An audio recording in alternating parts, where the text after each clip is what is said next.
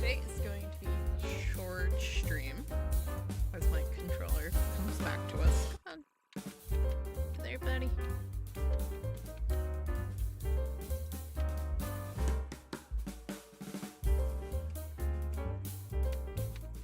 I love this thing so much. Come on. There we go. But yeah, so like I said, it's going to be a short stream today, just because people are going to be popping off with fireworks, so I don't want the explosions to like get in the way of anything. But yeah, so this is a more or less impossible case. Not in that I'm finding it super hard. It's just like that if this is the case we think it is, we're supposed to lose. Because Edgeworth, at this point in the lore, right? Edgeworth has never lost a case. This is Mia's first case ever, and it goes so badly that she stops practicing law for a year. Let's see, on the day of the incident, an unknown person... Okay, yeah, so this is the beginning of the case still. Our client is Terry Falls here, who is accused of pushing a 14-year-old child off of a 40-foot-high bridge into a river with a current so strong those who fall in are generally never found again. So he is accused of he is on death row for kidnapping and murder, and is currently on trial for escaping from prison and allegedly murdering Valerie Hawthorne, who is the officer who arrested him on the bridge 5 years ago. Yeah. There is another witness, but, well, there is a witness for our current case, who is an anonymous, female college student. She happened to be, as we will get evidence for soon, she was up on the mountain taking pictures of wildflowers and just happened to accidentally get a picture of our client and the victim on the bridge together. That said, it was raining, so allegedly the picture's kind of hard to make out for exactly what happened, other than the two of them are on the bridge. But after allegedly knocking her to the ground on the bridge, our client allegedly stabbed the victim in the back, dragged her body back to land, stuffed her into the trunk of a car, and drove down to the bottom of the mountain, where he was caught by a police barricade that just happened to be there for reasons, apparently. So this is at the very, very, very, very beginning of the testimony from the looks of it. On the day of the incident, an unknown person phoned the sergeant and asked to meet. That allegedly is our client. Sergeant Hawthorne went to the Dusky Bridge at the designated time and met with Mr. Falls. And that's where she was brutally murdered, sir. The criminal stuffed her body into his car trunk and tried to make a getaway. Mr. Falls was arrested at a police checkpoint we set up at the base of the mountain. Yeah, and this is where we get the details for when that was set up, and a few other details that will come into some importance later. Edgeworth, of course, is being a little shit. But we love him for it, so we're not going to hold it against him. Cross-examine. Hey, settle down there, kin. If you keep trembling like that, you're gonna make me spill my coffee. I'm not trembling. It's just cold in here. The courtroom can be a cold battlefield, alright, especially for a beginner. I don't need you to worry about me. I mean the defendant, the witness, everyone's a beginner in here. you got me there, but maybe you should keep your claws out and show them what you've got. My god. You just remember those core procedure videos you stayed up all night watching? No! Heck. Mia, love you, but my god. Let's see.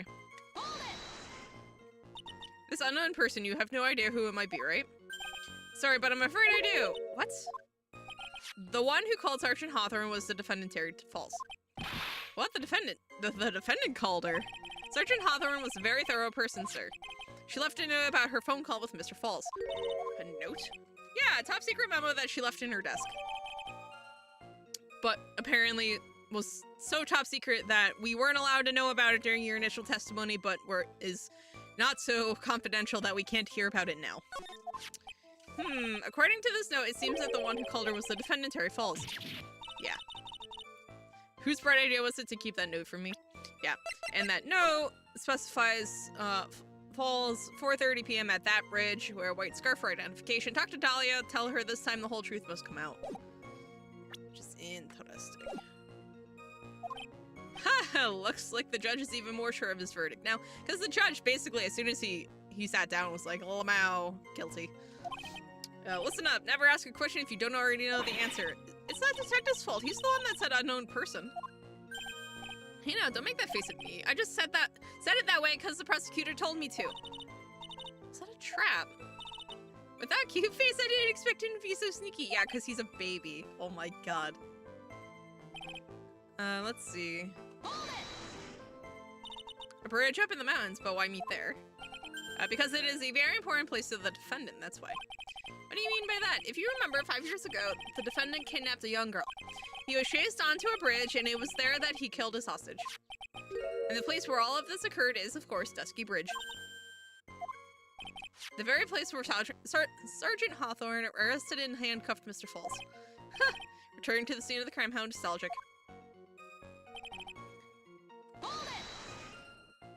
Was the body of the victim discovered right away? Yeah, we were really on the ball. We found the criminal within 1 hour of the murder. It was great. We even got to say, don't move. We've got you surrounded. Wait a second. Isn't there something weird about that?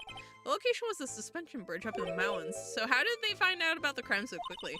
Sergeant Hawthorne must have mentioned the phone call to someone else, right?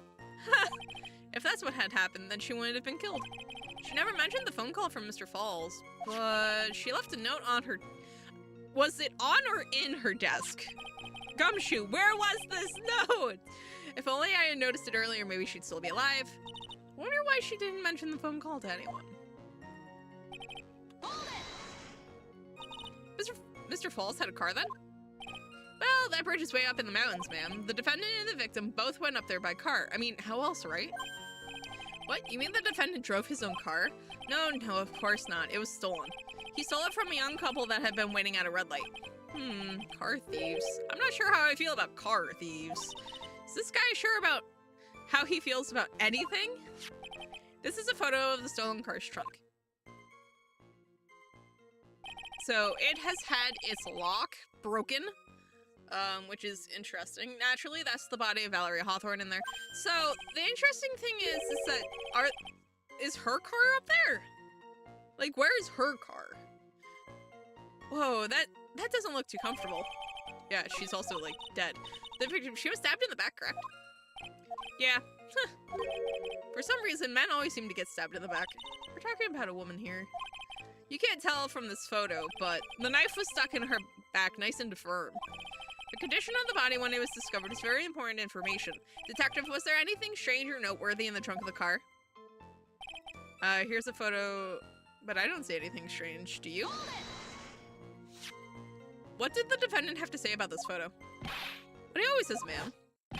I didn't do it, I didn't do nothing. I see a dead body. Yeah. I wouldn't say he did nothing, at the very least, we know he stole a car. It's just what he always says, Your Honor, and then he always says, sorry, I told a little lie. Or something like that. Well, in any case, it seems he was caught and arrested. Precisely. Mr. Falls was arrested at a police checkpoint we set up at the base of the mountain. Yeah, but I guess in a murder trial, the dead body isn't strange. That certainly is some impressive police work. Well, no, actually it was way too close for comfort. We set up that checkpoint just after 5 o'clock p.m. We figured that Mr. Falls might just try to run. What do you mean it was too close for comfort? The two of them arranged to meet at 4:30 p.m. And it takes approximately 30 minutes to go from the bridge to the checkpoint. That was kind of close. Any later and Mr. Falls could have slipped right by. Listen up, Ken. There's a big trap waiting for you in that testimony. Walk into it carelessly and it'll leave more than just a flesh wound. Fun, huh? No, it's not. Well, if you want to have any chance at all, you'd better get some more information. If you're caught in the trap, you can always look for contradictions afterwards. Woo!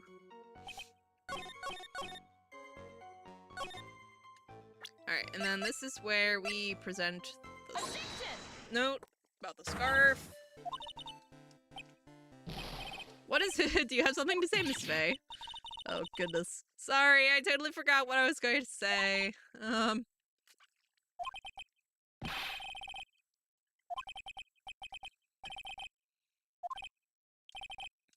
Say there, little kitten. Want a piece of my coffee candy?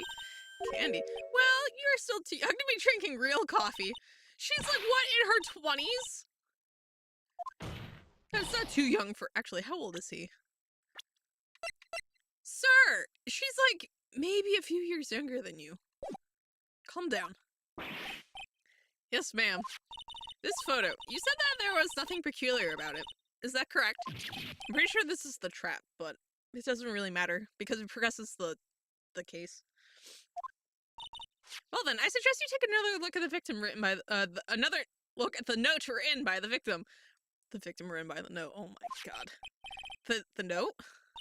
It very clearly says wear white scarf for identification. The caller must have forgotten what the victim looked like. Thus, the special request. I have one very simple question for you, detective. Where is the white scarf? I can't seem to find it in this photo. Well, to be honest, we didn't find it in the trunk, ma'am. And you stopped there, you should have looked for it. And the jury goes wild. The caller told her to wear it to identify herself, so I'd expect she did just that. Well, Mr. Edgeworth, what do you have to say about this? I see the defense is a little lacking. The scarf you are searching so desperately for, is it this one perchance? Where did you find that, sir? On Dusky Bridge. I was there first and decided to conduct my own investigation. Of course you were. Why did you tell me? I made a decision to keep all pieces of evidence in my personal satchel. It's the safest place I know. That hotshot sure has a flair for the dramatic. It's not exactly white as the color requested, but as you can see, it's close enough for what it was intended for. It looks like it spent some time in the mud. Not surprising, it was drizzling on the mountain that day. Prosecutor Edgeworth, he was intentionally hiding that scarf the whole time. He was, yes. The court will accept the scarf into evidence. Now, if the attorney for the defense is finished embarrassing herself, I'd like to move on with the testimony. That is alright with you, isn't it, Miss Faye? Boy, would I like to wrap this scarf around his smarmy little neck. Very good. Now, if we're done with this mud-covered scarf business, the prosecution moves to establish conclusively and with hard evidence that Miss Hawthorne and Mr. Falls did indeed meet on the bridge that day. Further, we will show exactly what occurred there. That sounds quite promising. I can't wait to hear all about it. Don't forget, kitten, there's a reason why everyone considers this kid a genius. A genius, huh?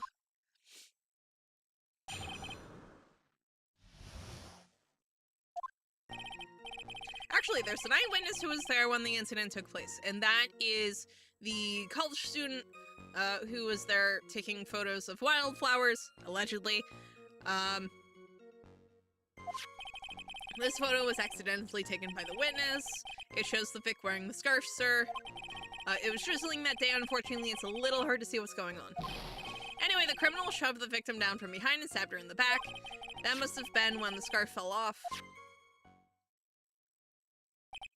Looking at this photo, you really get the sense that this bridge is very high up.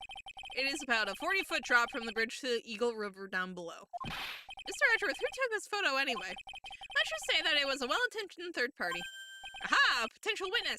So why isn't this person in the courtroom? Well, they said they absolutely did not want to testify. The person in question is very delicate, Your Honor. Besides, as long as we have this photo, we see no reason to compel them to testify. I'm not sure how I feel about that. Witness's photo added to the court record. Nice. So as you can see, Terry Falls had both the motive and the opportunity. I think it's quite clear at this point what happened on that bridge. Aha! The truth is becoming clear to me now.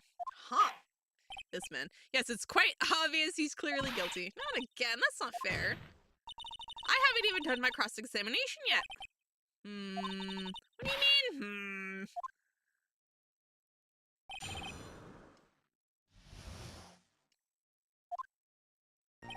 Actually, there's an eyewitness who was there when the incident took place. Who is this eyewitness? She's a college student. Female college student? That's right, meaning she's female and a college student. She doesn't do well in front of other people, so I came to testify for her. Maybe so, but as the attorney for the defense, I have the right to cross-examine her. For the time being, we're not relying on the witness's statements, that is all. What is that supposed to mean? For the prosecution has other more decisive evidence. Our case doesn't rest on the vague testimony of a female college student. If you absolutely must hear her testimony, you'll have to give us a good reason why.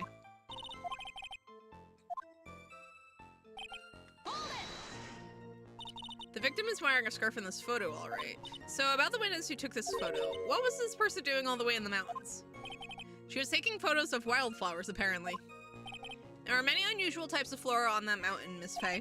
People in the area say it's because of the spirits that live there. Spirits? Now that you mention it, this photo. This cloudy fog-like thing? Is this a ghost? I don't believe it. No, Your Honor. No, I don't think it's a ghost. Drizzling, huh? That's right. There was a light rain coming down. The whole place was dreary. But not as dreary as the mood that's in this courtroom right now. And everyone's just like, ugh. Looks like a cold front just moved in. In any case, the point is that the area was quite damp. There was even some fog. I even slipped and fell while on the bridge. It was really something.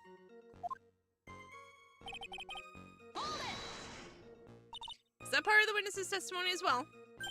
Of course it is. He pushed the victim hard in the back and she fell down right on her stomach. I remember that happening once myself. It was really brutal.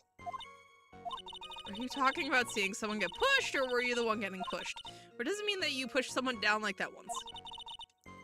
With his mind-boggling tales and the way he said brutal, I wonder if he's Canadian. Save your dusty look for the right person. Take a look. Poor baby. The court record seems to have put itself. So the interesting thing here is that allegedly... So... This was allegedly found on the bridge, covered in mud. But, like, she's not covered in mud at all. Like, if she was, like, pushed to the bridge and stabbed, would she not have mud on her, too?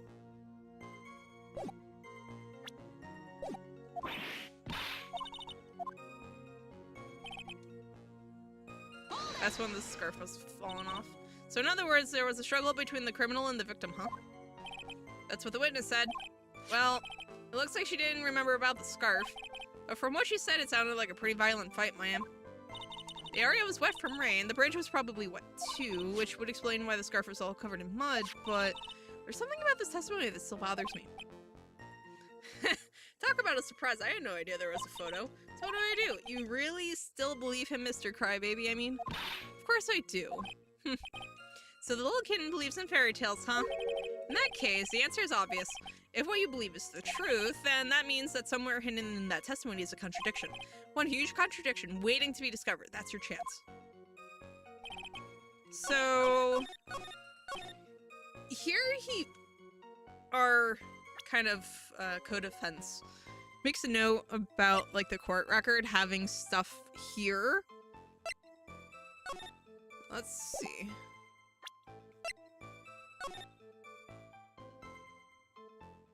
.430 on that bridge, wear a white scarf for identification. Let's see, so the call was at 1:21. She goes and meets him about 3-ish hours later.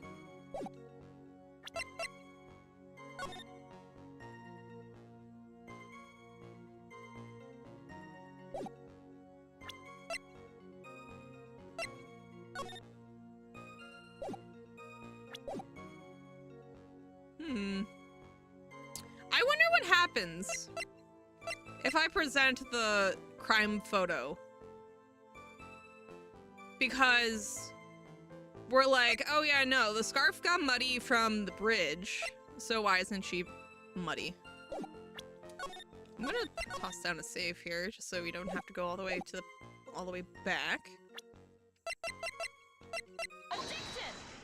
Oh, wow. So at the time of the crime, there was a light drizzle coming down, correct? Yeah, and fog, too. Just a generally soggy atmosphere. Well, I have evidence that doesn't go with the soggy atmosphere. But this is a photo of the victim's body that was found in the trunk. Considering the conditions at the scene of the crime, something isn't right. Well, by all means, please enlighten us as to what isn't right. What isn't right about this trunk? I would say her, right? Because she's not covered in mud. Naturally, the answer is right around here, I think. Well, Mr. Edward, no? Could use a trunk herself. What? One that she could hide all her better memories from this trial in, that is. Oh ho, you truly are a genius. A genius of sarcasm and wordplay. What's... Okay.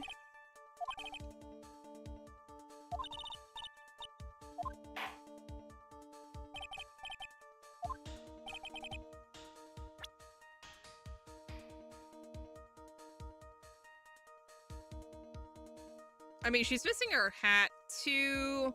I thought it was going to be, like, the mud here. This is kind of dumb. Let's see.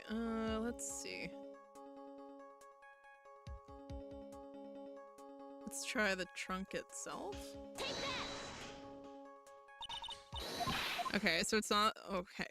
I'm trying to figure out what precisely it's trying to get us to point at. Okay, so shut up. These two need to stop talking. Alright, so it's supposed to be, you know, wet, drizzling, muddy. So, for whatever reason, the fact that she's not covered in mud apparently doesn't matter. I mean, her hair is pretty dry looking. Yeah, that's still not right. Okay, come on. What do you want from me?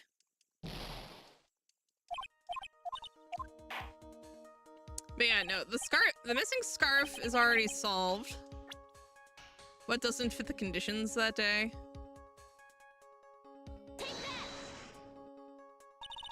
Yeah, oh, see, there's like, this photo is just like so weird. Come on. I hate this photo so much. Watch it be like hyper precise, and that's why we can't get it. What is it about this photo of the trunk that doesn't fit? The fact that she's not covered in mud, for one. The fact that her hair is perfectly dry, for two. The fact that there's no mud in this trunk, for three. Like, what does it want? What could it possibly want?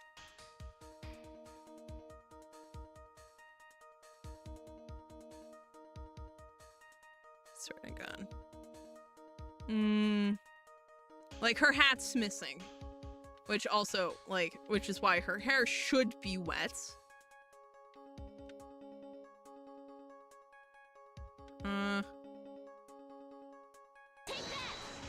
Oh no, her knee doesn't have any mud on it. You know what? I'll take that reset on the energy. Because they literally... What is... this ticks me off. Because it's like, what could you possibly be looking for here, right?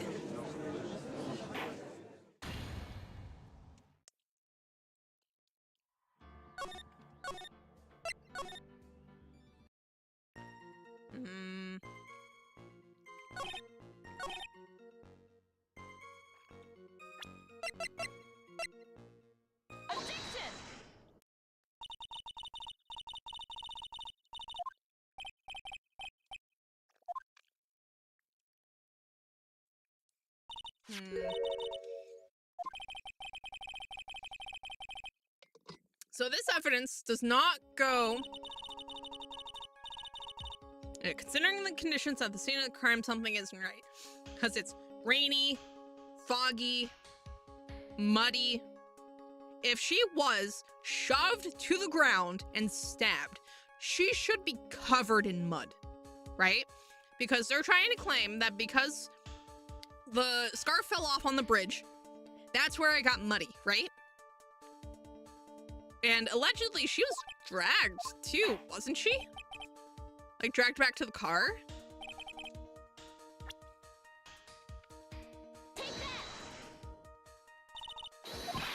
So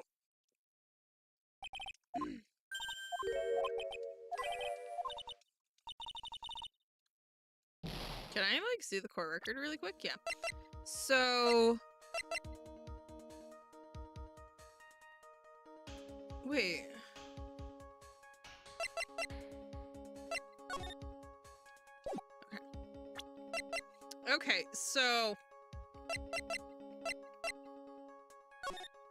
Okay, so these two on the bridge. If he is allegedly pushed her to the ground so hard that she loses that scarf and I guess her hat, and the scarf gets covered in mud, then her entire front should be covered with mud as well. And of course it's not. For as rainy as it is, her, like, this should be all covered in mud. Her hair should be all wet. This, like, around her should be wet and or muddy. If he truly dragged her along the ground, this should probably be muddy as well. So what is wrong with this picture? If it's not her here, if it's not her front, and it's not like her like limbs not being covered in mud, her hair not being wet, like the trunk itself not being dirty, like what is the problem with this picture? Like the whole thing is too clean, but like what is it specifically trying for here?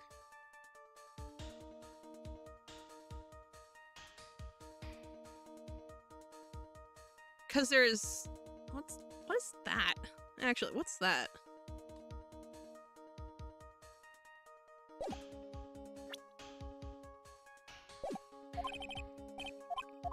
No, there's a... wait, what's that little... wait.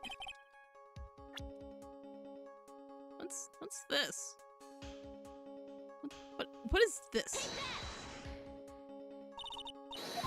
Yeah, I don't think I'm gonna... whatever that is, I don't think I'm going to be able to get it, because the pointer's too chunky.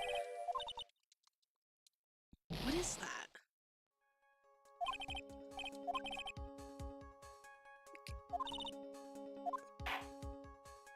Why not the code? I already did! I already did is the thing. Yeah, no, I pointed like right here because this she should be covered in mud. Her hair should be wet. This trunk should be dirty. I actually tried the coat first. Is like the terrifying thing. Watch. Controller, you coming back here, buddy? I love this controller so much, but it's like, yeah, see, and naturally the answer is right here. Oh, come on, now it works. I hate everything. I hate everything. You know what? I wonder if it's like a very specific spot on the coat. Oh my, I scream. Cause like I did try the coat. The coat was like the first thing I tried because it should be covered in mud. I'm screaming right now. Absolutely screaming. Because of course, as soon as someone mentions it, that's what it works. Ain't that just the way? Ain't that just the way? As far as I can see, there's nothing strange about it. That's basically me after I look at a playthrough for help in the first game. Yup. Yeah, especially since the first game has in the DLC case, which is just the normal case 5 for the version that shows up in the trilogy. There's some hyper precise evidence and like contradictions in that one, and it's like, why are you like this? One of them I actually got first try, which was mind-boggling, but I think that's because I'm using a controller and not trying to do it on a DS like it's intended. So yeah, that one was interesting. But yeah, no, there's a lot of hyper precise ones. And of course this one it just makes me look like an idiot. Recall the testimony. What were the conditions on the bridge that day? It was drizzling and foggy. Dusky bridge was all wet. If the victim really had fallen down on her stomach on top of the bridge, then the front of her coat should have been covered in mud. That's exactly right. The other day I fell on a muddy street and my gorgeous playoff beard was befouled. I'm sorry, your what? I do admit that this crime scene was quite wet that day. However, that doesn't mean that the top of the bridge itself is muddy. If Your Honor had fallen in the shower instead of on a muddy street, her glorious hockey beard, pride of the legal league, would be wet but not muddy. Fortunately, I have yet to test that. Still, your point is well taken. Can you prove that the surface of the bridge was muddy that day? The surface of the bridge, huh? A real man wouldn't stand for a taunt like this. Neither would a real woman. This man's. Of course I can. Your own evidence!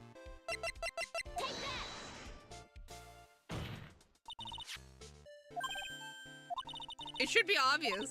If the skirt fell onto the bridge and got this muddy, it means that the bridge was obviously covered in mud. No, I can't be a win. Wow! Wow! Wow, Edgeworth, I'm sorry, mate. We're gonna have to fight. I do admit that there appears to be a contradiction between the condition of the victim's coat and her scarf. However, the real question is, why is there a contradiction? For every contradiction, there exists an explanation. Let's look at what the explanation is in this case. What the explanation in this case may be, shall we? Alright, it's not like he's really giving me a choice here. You're doing perfectly well for a little kid. Shut up, Armando. No matter what he says, the contradiction always comes down to a lie. It's either the victim discovered in the trunk, the witness's photo showing the defendant and the victim, or the witness's testimony that stated she saw the moment of the murder. Just relax and think it over. It's pretty simple, isn't it? The false evidence, it's one of those three. What you said just now, I'm not sure I like that. That wasn't me, Your Honor. It was the coffee aficionado over here that said it. This court is not in the habit of accepting false evidence, you know. Blame it on him, Your Honor. He's the one trying to slip false evidence into court. But we won't let him. We'll expose his evidence as the flimsy scam it really is. Yes, the false evidence in this case is the... I'm going to say it's the testimony, because, like, the photo is fine. The body in the trunk is technically fine. But, like, the testimony doesn't make any sense, because in order for our clients to have shoved the victim to the ground and stabbed her in the manner that they're claiming, like, this photo doesn't make any sense, especially if it happened right before, because it requires the victim to turn around and then just boop down. But, like, if they're meaning to talk, he would have then had to have, like, advanced on her, grabbed her, spun her around, threw her down, stabbed her, which, again, doesn't make any sense. That's, like, a whole lot going on a bridge for this to be what happened right beforehand, you know? I don't like the testimony. It is a no-brainer. Obviously, it's the witness that's suspicious. During his earlier testimony, the detective pointed out a crucial fact. The criminal shoved the victim down from behind and stabbed her in the back. Now, is that the testimony exactly what the witness claims to have seen?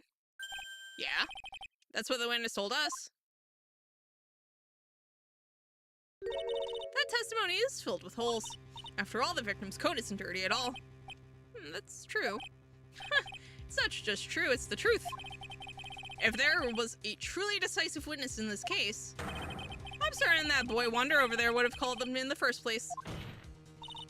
Your Honor, the defense requests to cross-examine the eyewitness.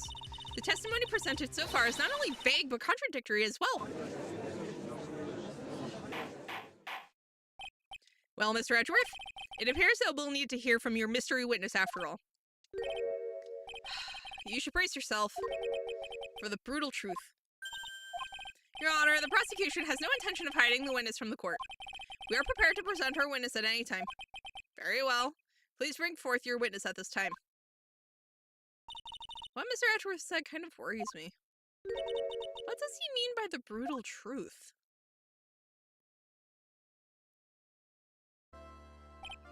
Now, let's proceed with the testimony. Mr. Edgeworth, please go right ahead.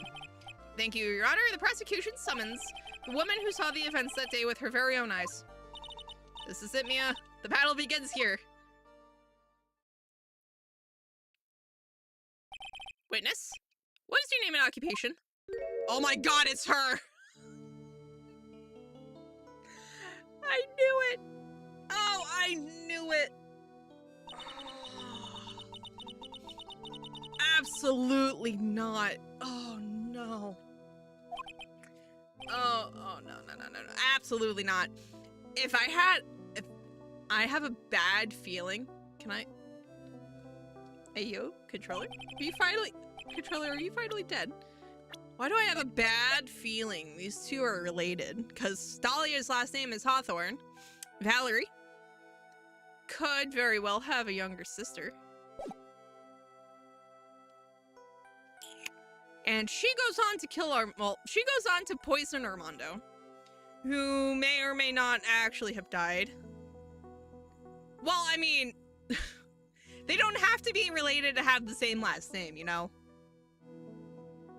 There's a lot of Smiths out there that aren't related.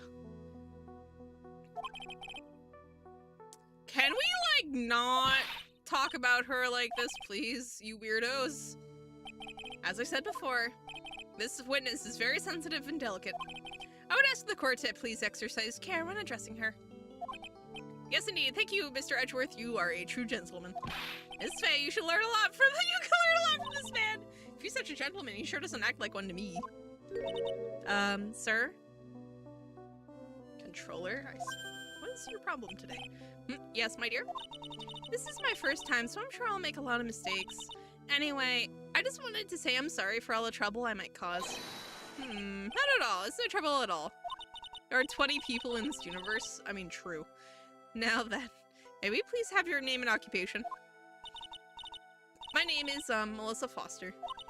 I'm a college student, a freshman in the literature department.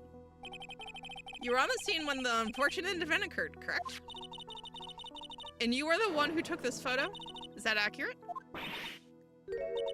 How can you be so mean? Now see here, what are you doing shoving that in her face like that? Huh? But it's just a photograph. It's not like it's something dangerous. Next time I'll be forced to penalize you? Uh-oh, I don't like the turn this is taken. Is she staring at me? And you would be... Huh? I'm the defense attorney. My name is Mia Faye. I see, so you are... Ha! I don't like that. No, absolutely not. Now then, young lady, could you please give us your testimony?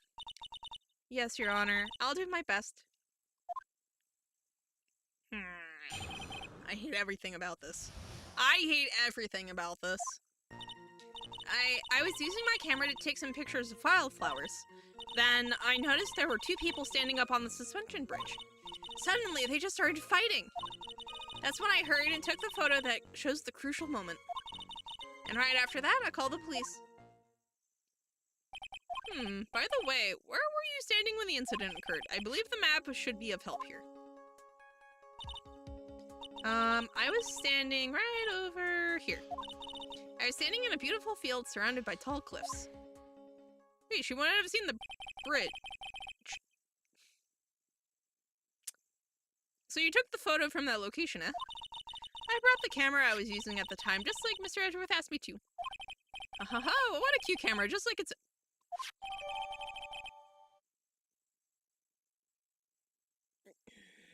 Man! Why can't we just get one case without everyone being weird? Alright then, Miss Faye, time for your cross-examination. But I warn you, make the witness cry again and you'll feel the wrath of my gavel. Do you know how hard it is to not make her cry? Especially since, like, she's a menace and knows exactly what she's doing.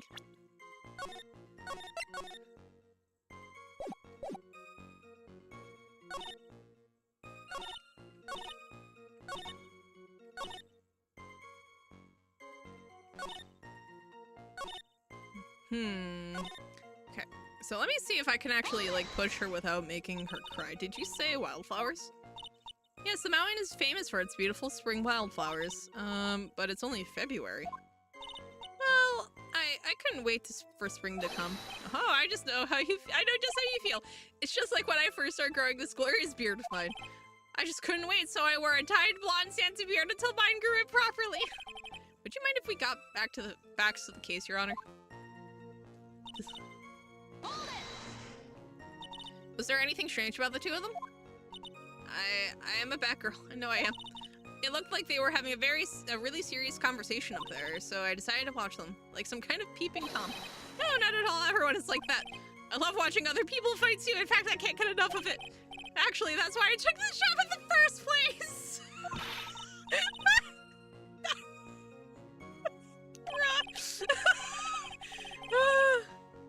In any case, it's perfectly natural for you to have kept watching them. Especially dressed as they were. Well, anyway, I was watching them very closely. Do you have any idea what they were fighting about? Eh?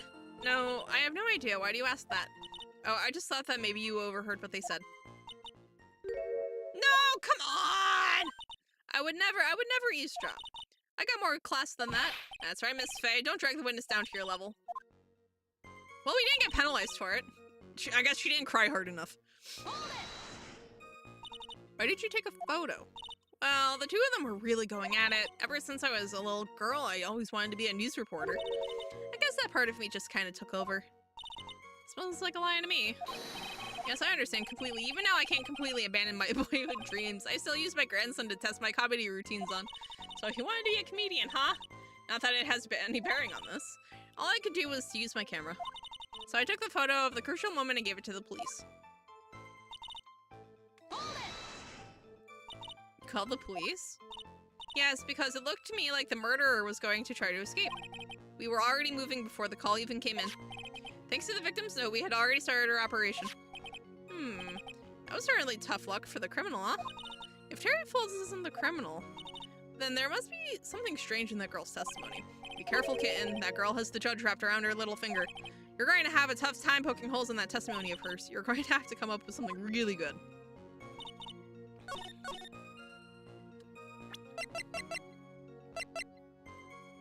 This doesn't look like people fighting to me.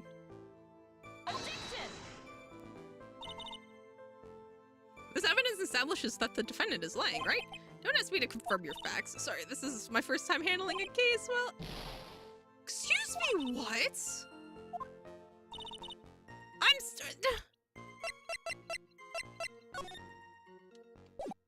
I'm sorry, this is allegedly the crucial moment. Oh, I guess, here we go. We were one. We were literally one off. Witness. When you said you took a moment of the crucial moment, is this what you meant? All I can can see in this photo are two people facing each other. You testified that you saw the two of them starting to fight. Normally, that's the kind of thing we would refer to as a crucial moment. Why haven't you presented a photo like that? Well, you see, the photo we presented was the only one there was. But if you really wanted to capture the crucial moment, then what happened next? You must have taken a photo of it. Ow.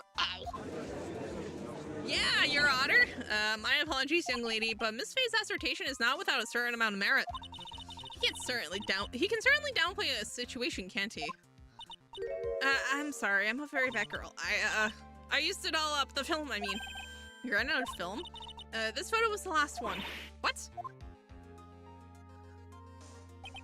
Unfortunately, I personally examined all of the photographs she took that day. All the other photos are of the witness herself playing among the wildflowers. Amazing. The witness herself, then who took the photos? Well, you see, my camera has a timer feature built into it. So you took photos of yourself? I remember taking some photos of myself once too. Please, no details. Yeah, I don't want the details from the judge. Because knowing him, that's not what he meant. It seems that Miss Faye's assertion was not so decisive after all. Wait, just a minute. Well, if she had no film left, she couldn't very well take more pictures, eh? Miss Foster, perhaps then you could tell us about a different sort of photo. Photos of the incident that you took with your very own eyes. Mr. Edgeworth, you're quite the poet. Oh. No, absolutely not. Alright then, let's get back to the cross-examination. Let's hear your thoughts on the fight that you witnessed. Yes, Mr. Judge. Boy, this guy is really a sucker for sweet talk. It looks like the other kitten in the room is the one that's getting all the attention. Yeah, it's sickening. Let's see. Suddenly they started fighting. The victim turned around and tried to run away, but she only got about 10 yards when she was stabbed in the back.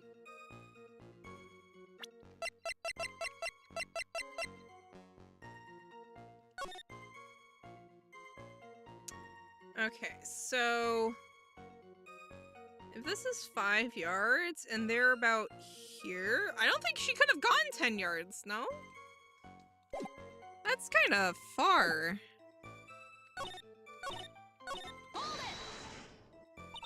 The victim, why do you think she tried to run away? With her police training, she certainly knew better than to turn her back on a criminal. Objection! This was a large, powerful man with a knife. If it had been a quaggy woman like you, bruh, I'm sure she would have acted differently. If it had been me, I probably would have jumped into the river. There's still something wrong with this testimony. So you're saying Sergeant Hawthorne wasn't able to get away from him? Well, it's a narrow bridge and it was swaying back and forth. If you ask me, both of them were in danger of falling off. I really wish I could have done something to help her. That seems to make sense. I wonder about that. Something seems kind of off. Cousin, now you have a good sixth sense. When you feel that something's off, that's when you need to figure out why. If Terry Falls isn't the criminal, then there has to be issues with this. So one of these two is going to be solved, I think, by the map of the bridge. Either, like, why would she turn to run towards a bridge that is partially broken? And she would have been able to see that it was broken as she was walking out there before the conversation. Or she wouldn't have had that far to run because the bridge is broken. So we'll try both of them and see what happens.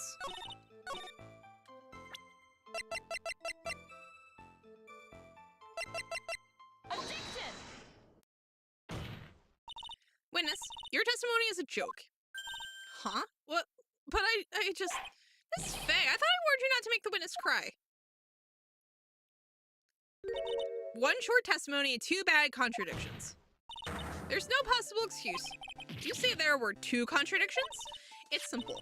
Just take a look at the diagram of the area. According to her testimony, the two of them were fighting in the middle of the bridge. Okay, so she might have... Okay, so if she was, like, down here, she might have had line of sight. But if she was, like, over here, forget it. But if But if they were and the victim had turned around and tried to run, well then, she would have hit a dead end. You said 10 yards, but she wouldn't have even run 5 because Dusky Bridge is collapsed on that side.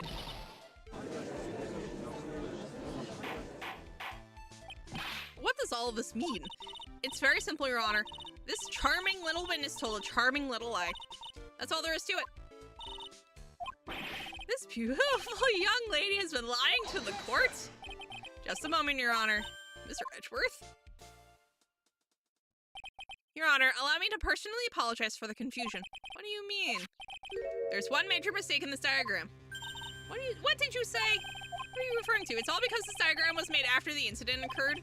It's a very old bridge. We couldn't find any official blueprints of it. So you're saying... I'm saying that even though this bridge is currently in disrepair,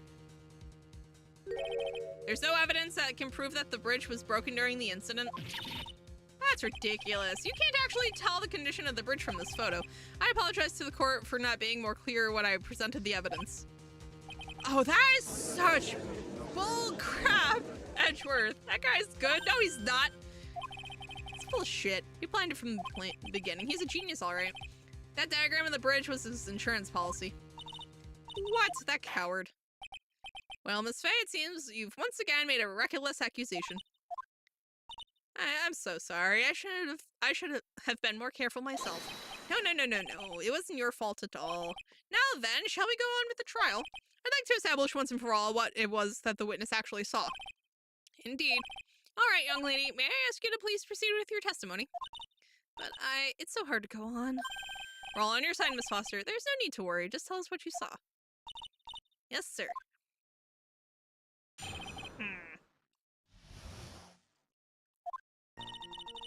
After he stabbed her in the back, he quickly picked her up in his arms. Then he carried her over to the car.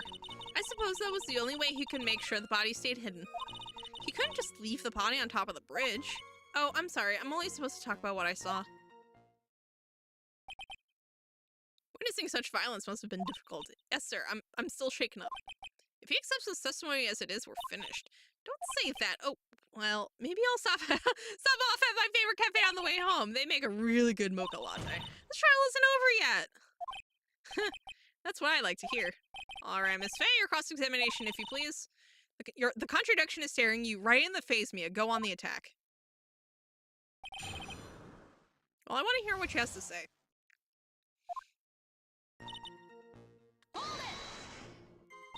Are you saying that the victim didn't fall down on the bridge?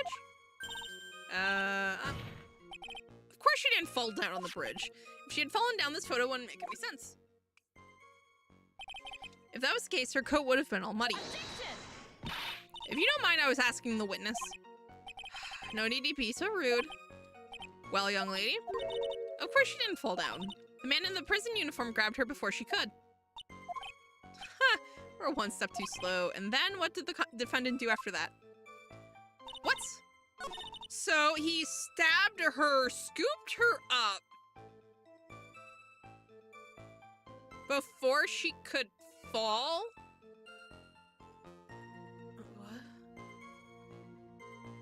What? You mean the defendant carried the body all by himself? Yes. Considering the size of the defendant, I don't think it would be difficult. Yes, but let's remember, they were on a narrow bridge that was ready to collapse. Is it even possible for him to have carried a dead body on a bridge like that? Well, the fact of the matter is that he did. That kind of talk's just silly. Wow, why did he get so emotional all of a sudden? Miss Faye, if you think there's some other possibility, please share it with the rest of us.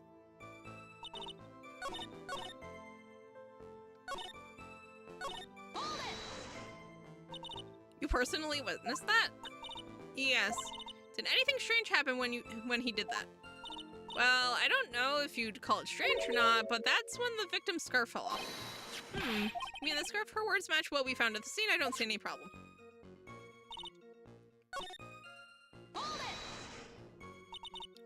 Why do you say that? It's already a broken down bridge hidden away in the mountains. Doing anything more to hide the corpse would be going overboard, wouldn't it? Yes, but that mountain is famous among hikers. A surprising number of people go up there. But it's February, right? And it was raining that day, correct? There's also a small temple and a channeling dojo there. You know those monks, they just love cold, isolated places. I think witness is trying to say that the corpse could have been found at any time. Besides, the witness is merely reporting what she witnessed with her own eyes. Hold it! And you're absolutely certain that it was my client who was carrying the body? Why does Mia not ask the dead person what happened? Is she stupid? From what I gather, she's not very good at it. Like, at channeling. That's... And because, like, she wanted to become a lawyer more, so she never actually bothered to practice. Like, put in the work to become, like, a proper spirit medium. So, like, she technically can, but she's not good at it. Well, he was wearing a prisoner's uniform, but as for his face... So you're saying you didn't get a clear look at his face? Well, they were far away and it was raining as well. I thought it was... I was only supposed to say exactly what I saw. Excellent, you are a remarkably honest young woman. Something about this testimony is bothering me, but what?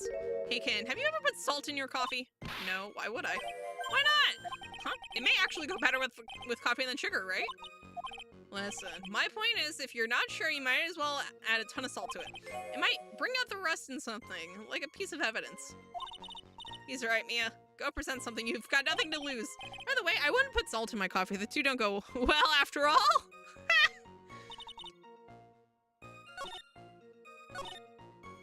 After he stabbed her in the back, he quickly picked her up in his arms.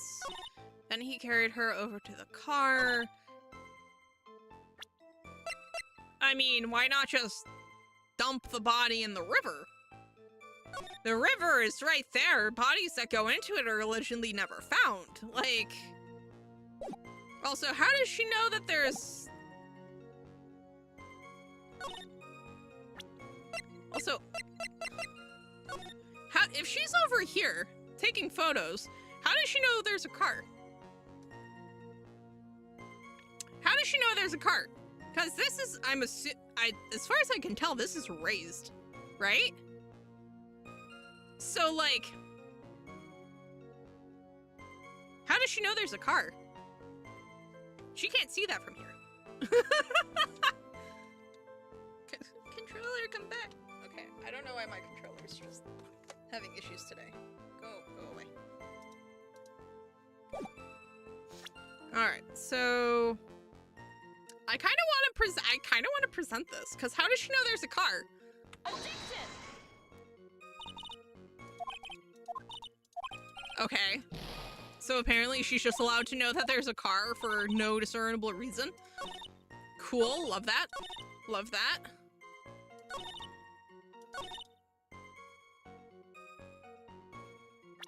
Yeah, no, like... If she is over here, how can she know there's a car? She would, I guess there's an argument to be made that she heard the car drive up while they're arguing over here, but like the line of sight only works if she's like here from like over here-ish on the bridge. But like she shouldn't have any line of sight on that car. And that all the trees in the cliff that separate, well, in the, like the raised area that separates her from like that car should have been enough to like keep the sound of the car away, no?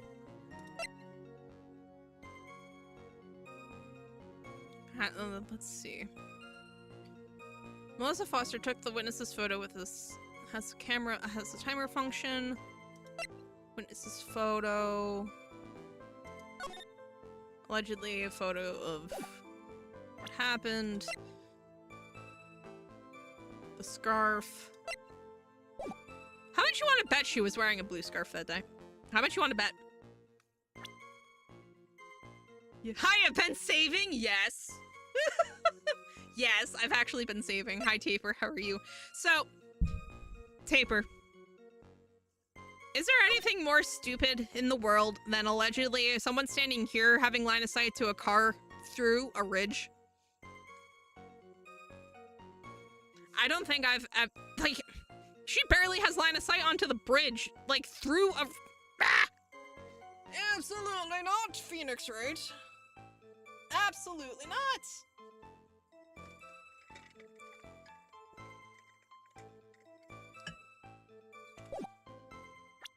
But yeah, so let's see. stabbed with a knife in the back. Died from blood loss between 4 and 5 p.m. Cool. This bridge is dumb and I hate everything about it. Let's see. 4:30 p.m. at that bridge. Wear a white scarf for identification. Talk to Dahlia. Tell her this time the whole truth must come out. Hi, Dahlia. Or should I call you Melissa something, whose last name escapes me because it's not your actual last name. What are you calling yourself? Melissa Foster. Okay, whatever. Actually, no, this is what I wanted. Okay, so crime photo of the trunk. Cool.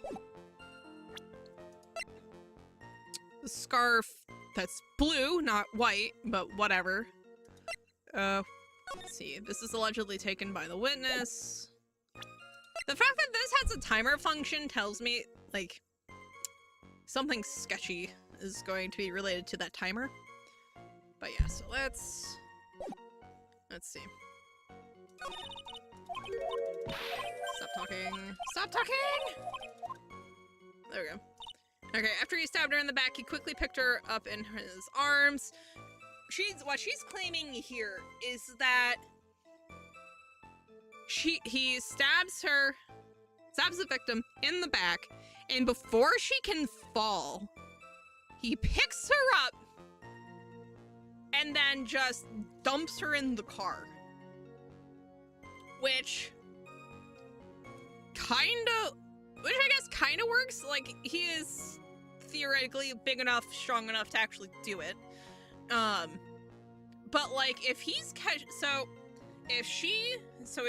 her in the back, he has to catch her so that she is, you know, back up in his arms or like over his shoulder, right? The only way that she gets into that trunk, where is it? Like this? The only way she lands in this trunk like this is maybe if she was over his shoulder and he kind of like dumps her in there and then like turns her around, right? Because the only way this technically works otherwise is if he's carrying her, like, more or less in that pose, right? Because that is more of a pose of like, I'm carrying someone and I'm just like putting them down in or on something. So yeah, because like a fireman's carry, you'd still need to like turn her sideways, because otherwise you'd be like laying her down through the back window of the trunk, right? Unless you like, you know, heft her down from your shoulder, turn her around, put her down, and it's like, no, the logistics of this don't work. Then he carried her over to the car that she technically has no way of knowing about, because, again, there's no line of sight on the car, and yeah, technically speaking, you could probably hear it, but, again, that river has a strong current, it's down at the bottom of a ravine, it could be very loud, it's raining, so that's already going to work somewhat as a noise dampener. On top of that, there's that stupid ridge between where she was taking pictures of wildflowers and the parking space where the car is. Like, there's no way she should have known that car was there, but apparently presenting a map of the area doesn't matter. I suppose that that was the only way he could make sure the body stayed hidden. I mean, no, the river's there. He literally could have just rolled, like, literally just let the body fall, rolled it into the river. Done. No one would ever find the body. Then all he had to do was leave. That's literally all he had to do. Is roll her off into the river. Done. That's it. So yeah, no, that is not the only way he could have made sure the body stayed hidden. Like, we already know that, you know, bodies that go into that river just don't reappear again.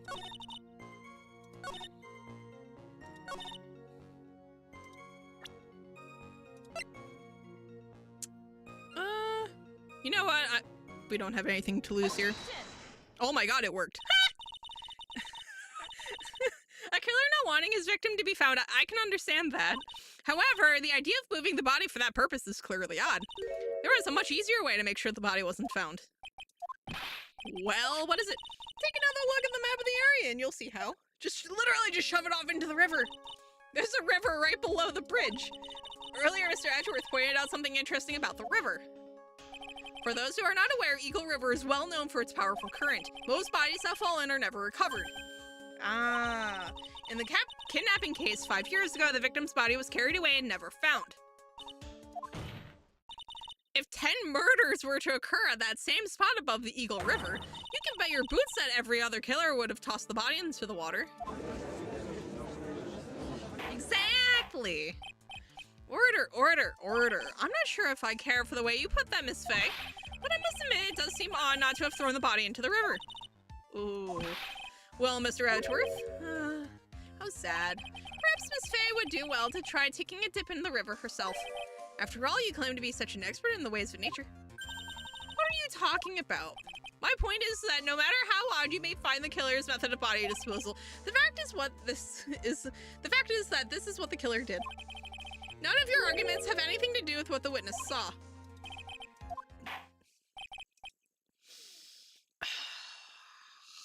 I hate everything about this case. Miss Faye, it seems that your assertion is without merit after all. But what the witness claims to have seen is totally ridiculous. Surely you can't deny that the body was found in the trunk of the car. That's certainly consistent with what the witness has told us. Please, witness, go on with your testimony. I'll try. All you have to do is tell us only what you saw. Otherwise, the mean lady might yell at you again. What is he talking about? All right, I'll do my best. I hate everything about this. All right. After he stabbed her in the back, he quickly picked her up in his arms. Then he carried her over to the car. The killer broke into the trunk of the stolen car and hid the body in there. You couldn't just leave the actually. What did the man do then? Well, naturally he got in the car and was about to flee. That's when I came to my senses. I said to myself, you have to call the police. And so that's when you called the police? You're sure that you saw all that with your own eyes? Yes, I'm 100% certain.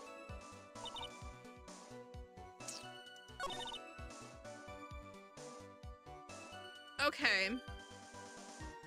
So, I agree with him. Okay, so, where is it? There it is. Okay. So I agree with the broken trunk, but the problem is that a trunk broken in that way, I don't think it would have stayed closed. Like, we heckin' hate her, except I don't use heckin'. Hi, Meatball. Yeah, we don't like Dahlia in this chat. But yeah, so I agree that it's broken, that the trunk was broken into. What I don't agree with is that it would have been able to hide a body. Because with the lock broken like this, I don't think it actually could have stayed closed. Like, not without it being, like, tied closed or, like, weighted closed somehow. Like, I feel like this would have stayed open. Like, anyone looking in the back of that trunk would have seen it.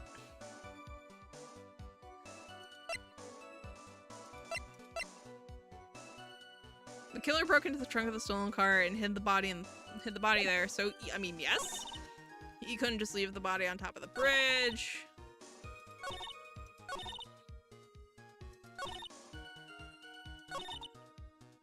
I mean, she'd still be muddy, wouldn't she? Because how do you carry someone over to something and then...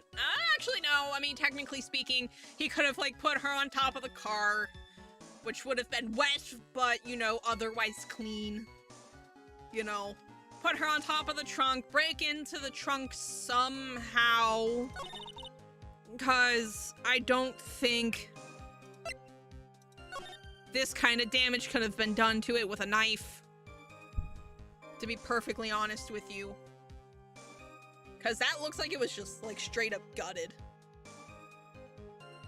Like, it's so bad. Like, whatever happened to this lock was bad enough to, like, put cracks in like the paint, if not like the metal / plastic of the trunk itself.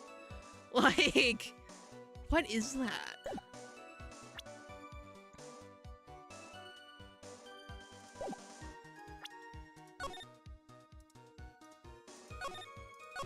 Thank you. All right. So I pressed her on this, right? Hold it. Just be sure. Okay, what did the man do? Then, oh yeah. And that's when you called the police. Yeah.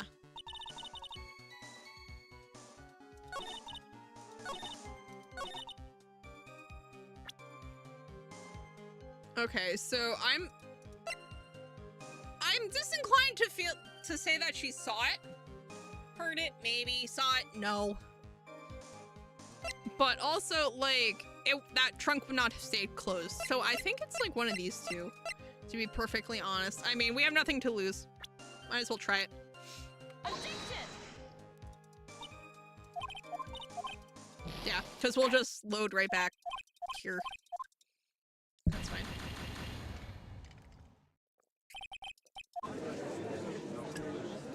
We're gonna wind up getting a guilty in the end anyway, so this is just, you know, preparations for when we actually get it. Like, legitimately. Addiction. There we go. You can just load from here without going to the main menu first? Really? Oh, that's right, because you can just go into wait. Oh, because you can interrupt it and just hit load? Made a crucial mistake. There we go. We finally, yeah. The killer broke into the trunk of the stolen car and hid the body in there.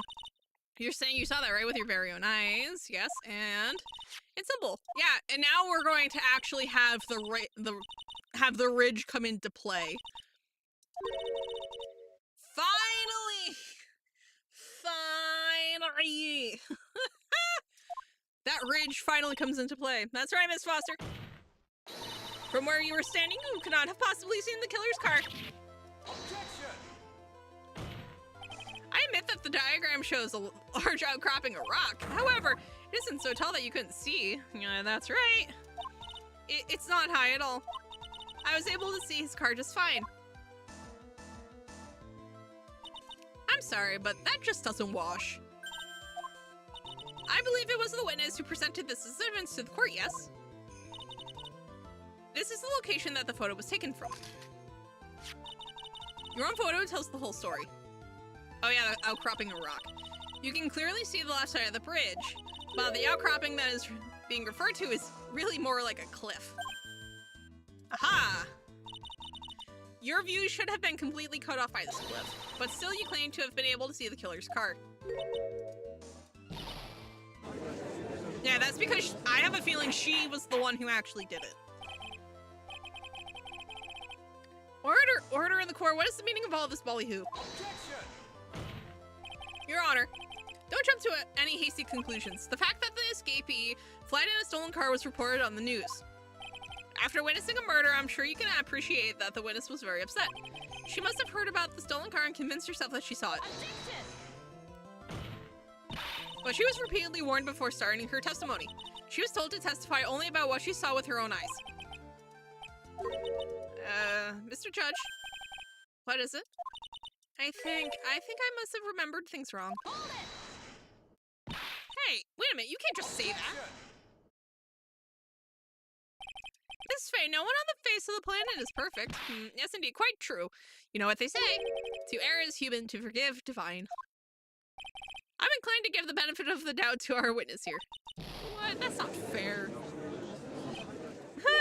Save the tears for later, kitten. Mr. Armando, don't look back until the trial is over. Now's the time to go forward. But that wasn't fair. Okay, Ken, you need to relax. Then you need to remember the other kitten's testimony. The killer broke into the trunk of the stolen car and hid the body in there. So tell me, how did she know that? How did she know that he broke into the trunk? Well, Miss Foster, until you can explain how you knew that, you're going to have a lot of very suspicious people on this side of the courtroom. Well, witness, well, I'm certain that he broke into the trunk. Because there were marks left on the trunk lid. I'm certain they were scratch marks from when he broke into it. What? Let me see that photo.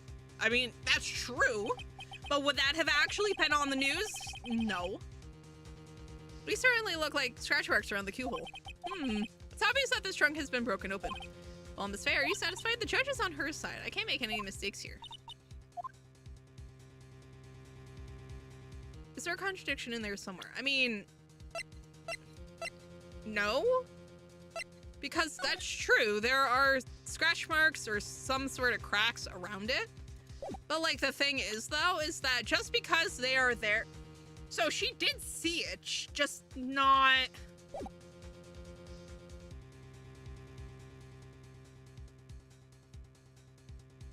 So there are scratch marks. It's just, I don't buy that she was there to see it. Mia, get the maid outfit to get on the judge's side. No! No.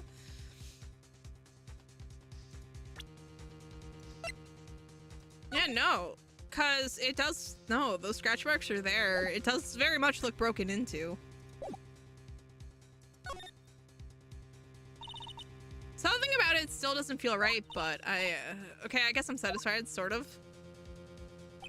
I hope this has cleared up any doubts. Indeed, I believe it has. Hey, Ken, this is no time to play around. Overlooking such a huge contradiction, what am I going to do with you?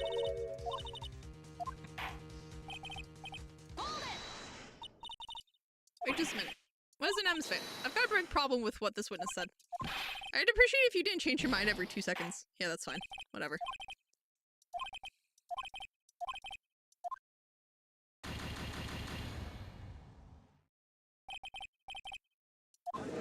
So how do you do it without going back to the main menu?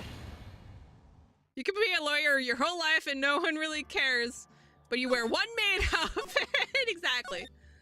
But yeah, no, see, like, the problem is that there's no way to, like, interrupt the, no,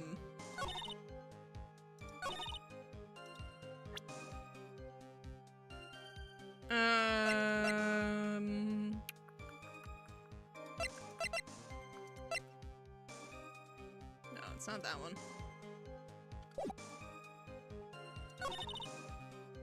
You couldn't just leave the body on top of the bridge.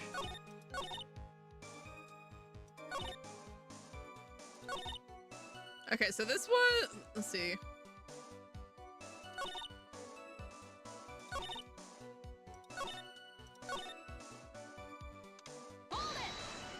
I just want to make sure of where we are.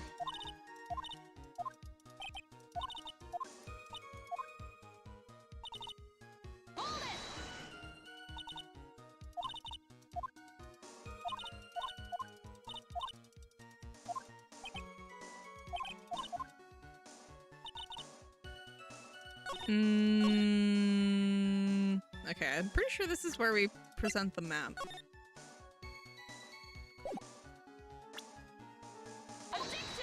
Yeah, this is where we present the map.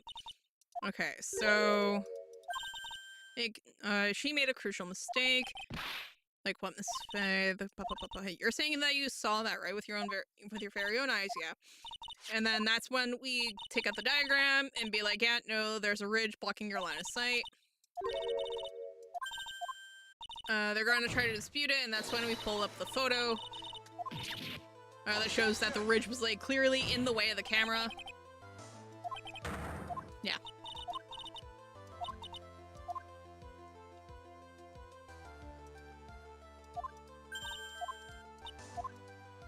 Yeah, see?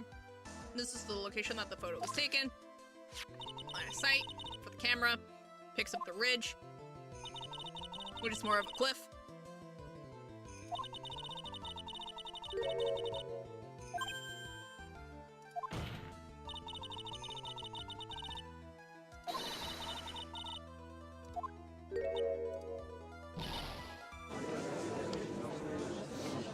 Sorry, I've got like cherries, so I'm trying to like be quiet about them. What is the meaning of all this ballyhoo? Your Honor, don't jump to any hasty conclusions. The fact that the escapee fled in a stolen car was reported on the news.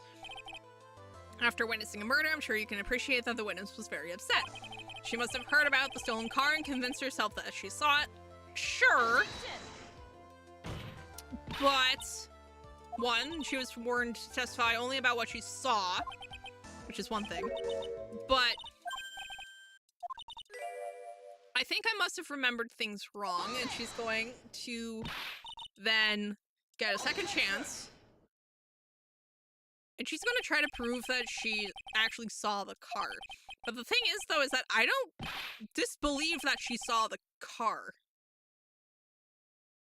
Because she actually does know what the trunk looks like.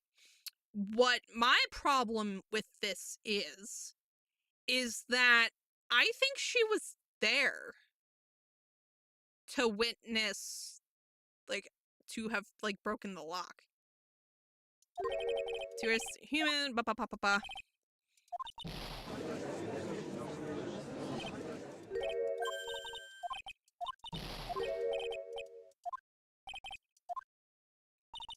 The killer broke into the trunk of the stolen car and hid the body in there.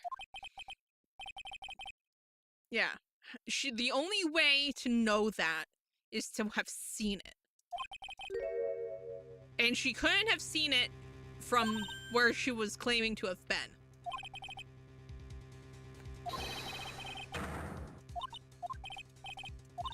Well, I'm certain that he broke into the trunk. Because there were marks left on the trunk lid. I'm certain they were scratch marks from when he broke into it. But that doesn't explain why she knows they're there. These certainly look like scratch marks around the keyhole. It's obvious that this trunk has been broken open. Well, Miss Faye, are you satisfied? The judge is on her side. I can't make any mistakes. So we know that it doesn't work. But why? Melissa Foster, it looks like you finally betrayed yourself. What? You said you were in a field taking photos of wildflowers, but even so, you knew about the scratches. The question is when? When did you get a chance to see those scratches?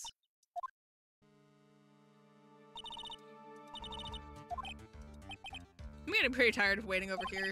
Then perhaps it would be faster if Miss Faye explained herself. Your Honor, there's only one possible explanation. The reason the witness had seen the scratches was she put the corpse in herself. There's only one way that the witness had the chance to see those scratches. What is it? Naturally, when she opened the trunk and stuffed the corpse in herself. The person who really hid the body in the trunk of that car was Melissa Foster. It was you that did, wasn't it? That's ridiculous. I could never. It was the man in the prison garb. He's the one that... I don't think so, Miss Foster. If Mr. Falls had been the one that put the corpse in the trunk, he would have simply used the car key. There was no need to break it open. But he stole the car. He stole it from a young couple that had been waiting at a red light, which means that the key would have still been in the ignition. Oh, I see. Thank you for telling us about the scratches, Miss Foster. Without that, we never would have uncovered the truth. That it couldn't have been Mr. Falls that put the body in the trunk. No. Come on. Preposterous to even suggest that the witness put the body in there? If that were true, then how do you explain the photo that she took? The corpse would have only been in the trunk when the incident occurred. And we already know that at the time she was taking photographs. Now's your chance, Mia. Finish this thing. On the contrary, I'm not so certain about that anymore, Mr. Edgeworth. There's no need to think too deeply about it. What I'm saying is that the shutter for this may not have been pushed by Miss Foster herself. Let's take another look at this camera and see what features it has, shall we? It has a timer built into it, even a mini tripod. Why, it's almost as if she had brought this camera just to take this picture. Objection! What are you trying to say then, Miss Faye? That when the crime occurred, Miss Foster wasn't in the field as she claimed? Well, if she really did use the camera's auto timer, then the answer is yes, she was somewhere else. Exactly. She was not in the field. Would the defense please explain further? Listen, this is a crucial point. Where was Miss Foster when the incident occurred? In answering that question, we'll also make clear Miss Foster's true identity. Well, then please answer this question. Oh god, oh god, oh god, oh god, oh god, oh god, oh god. Where was Melissa Foster when the incident on the bridge occurred? Literally anywhere over here probably would do, to be perfectly honest. Let's try the car. Yeah, she put the body in the trunk before the defendant returned. Objection! You don't mind if I ask one teeny-weeny question to you, Miss Faye? Uh-oh, he's got that condescending tone in his voice. If she put the body in the trunk at that time, as you suggest, that must mean that Valeria Hawthorne was already dead at that point, correct? Kind of screwed up. A good defense attorney could win the case, but they're more interested in training a newbie than winning.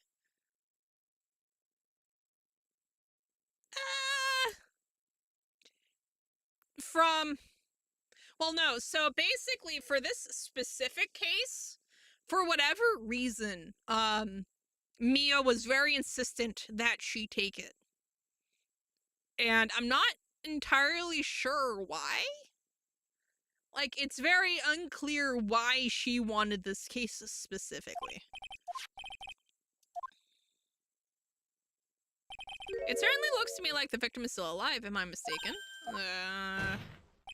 If Valerie Hawthorne was already dead, then who is this? The mountain is famous for spirits, and maybe you think it was the ghost of the victim? Well, it could have been a spirit, right? Miss Faye, don't waste the court's time with this foolishness. No. Wait, what? This case is extremely clear.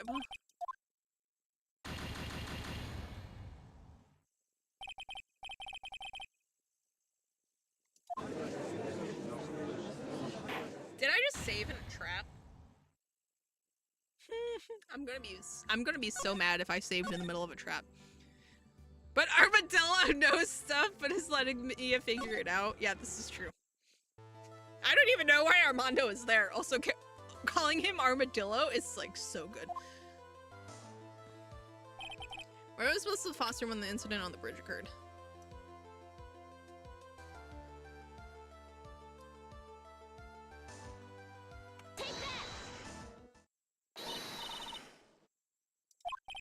But that's where the victim, Miss Hawthorne, was standing. Not necessarily. That scarf is the wrong color around her hair. What on earth? Your Honor, if I may.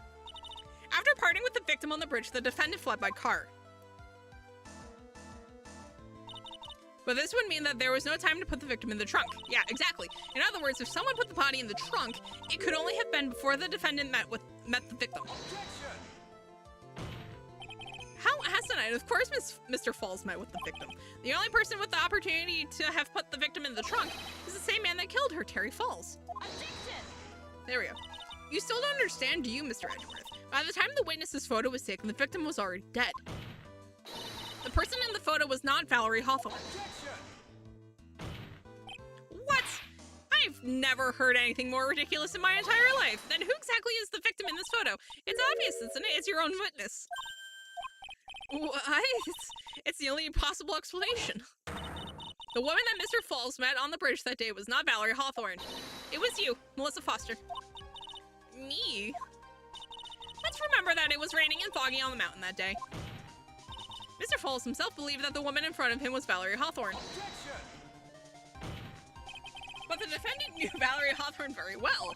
After all, she was the woman whose testimony helped get him convicted.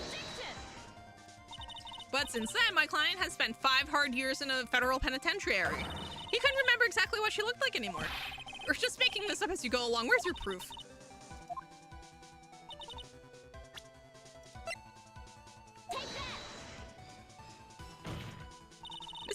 Mr. Falls had forgotten the victim's face. That's why he needed some piece of identification, namely this muddy scarf. It was Mr. Falls who requested that she wear the scarf to identify herself. That's already been proven by the note the victim left. In other words, as long as you were wearing a scarf like he asked, anyone could have pretended to be Valerie Hawthorne. Well, what do you have to say to them, Melissa Foster? Got her. And she passed out. Whatever. That's what Dahlia gets. Where's Miss Foster? She's collecting herself in the lobby. I mean, I would not have allowed her into the lobby. It's obvious that Melissa Foster did it. She hid the body in the trunk and disguised herself as the victim. She set up the camera to snap a fake photo of them together. The only question is, why did she do it? Well, isn't that obvious? She's the real culprit. Well, we'll have to wait for Miss Foster to compose herself before we start again. Until then, this court is in recess. The defense and the prosecution are both away in their respective lobbies. Yes, Your Honor. Understood. Very well. This court is in recess. Yes, good. To be continued.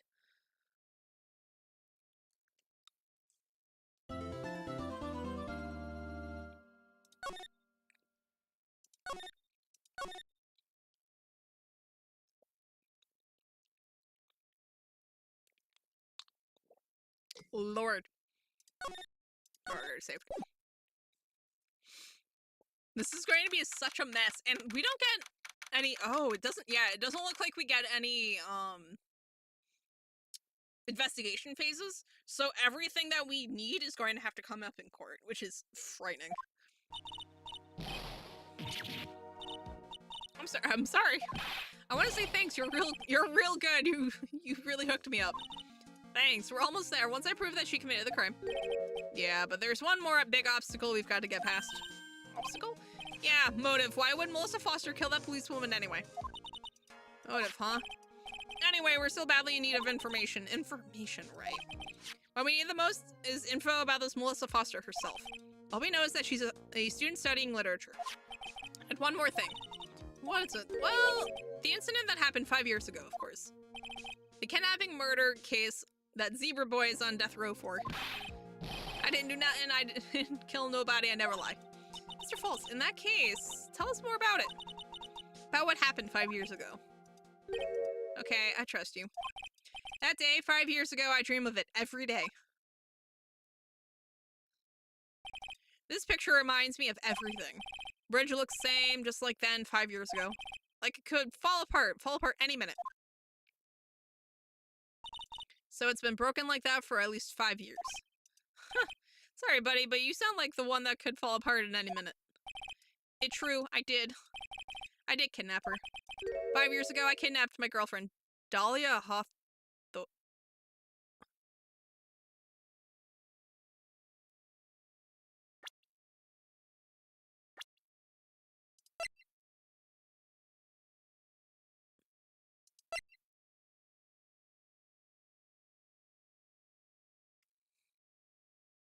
You know what? Can we just find him guilty and be done with it? Unless she's lying about her age. Did you say Hawthorne?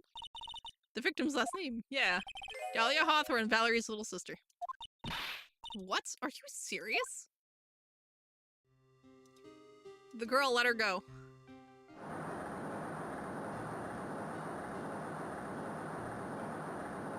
Also, because it's July 4th today, we will be wrapping up in probably about half an hour, just so we're done before the fireworks kick off. Oh lord, so many fireworks.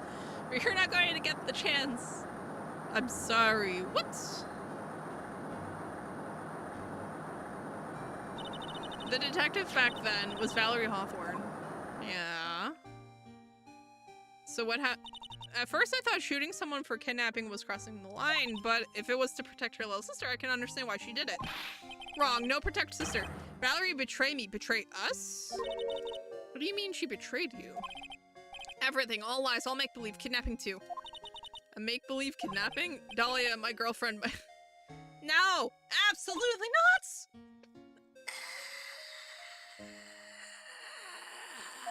She was 14, sir! No!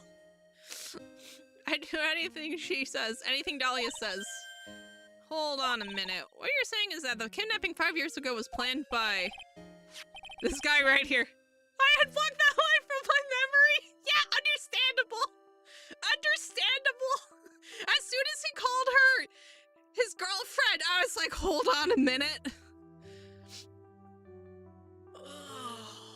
He was 22, like 20 as well, like,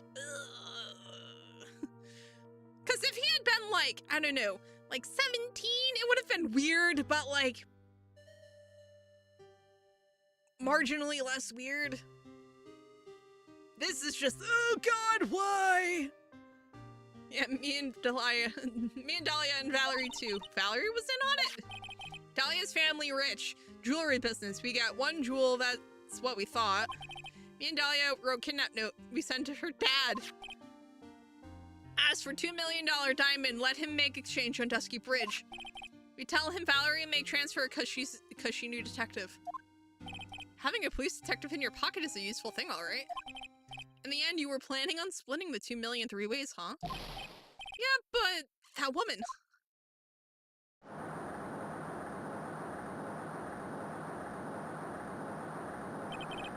That woman, Valerie, she'd do it for real. She shoot at me for real, me and Dahlia. I was shot in arm. Dahlia, she jump in river.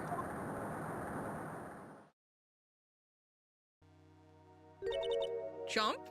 You don't mean she jumped on purpose, do you? I couldn't do it. I could never push her. Anyway, I blacked out. Wake up with police all over. And that's when they decided to give you this death sentence. I couldn't believe it. That woman, she betrayed me.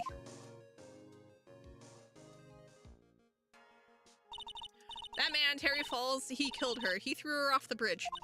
He threw my beloved sister into the roaring river 40 feet below.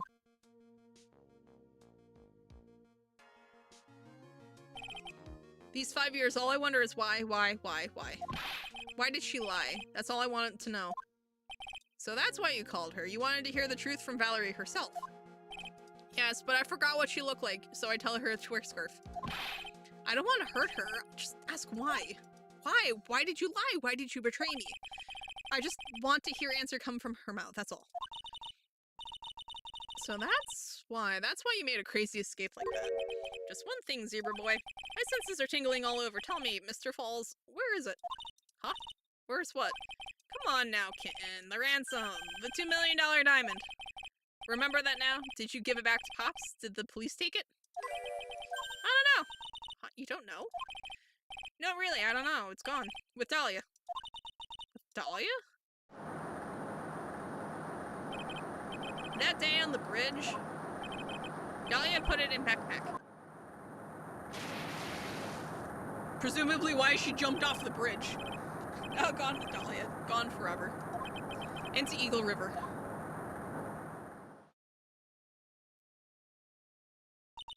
It disappeared with Dahlia, huh? Wait a minute. Wait.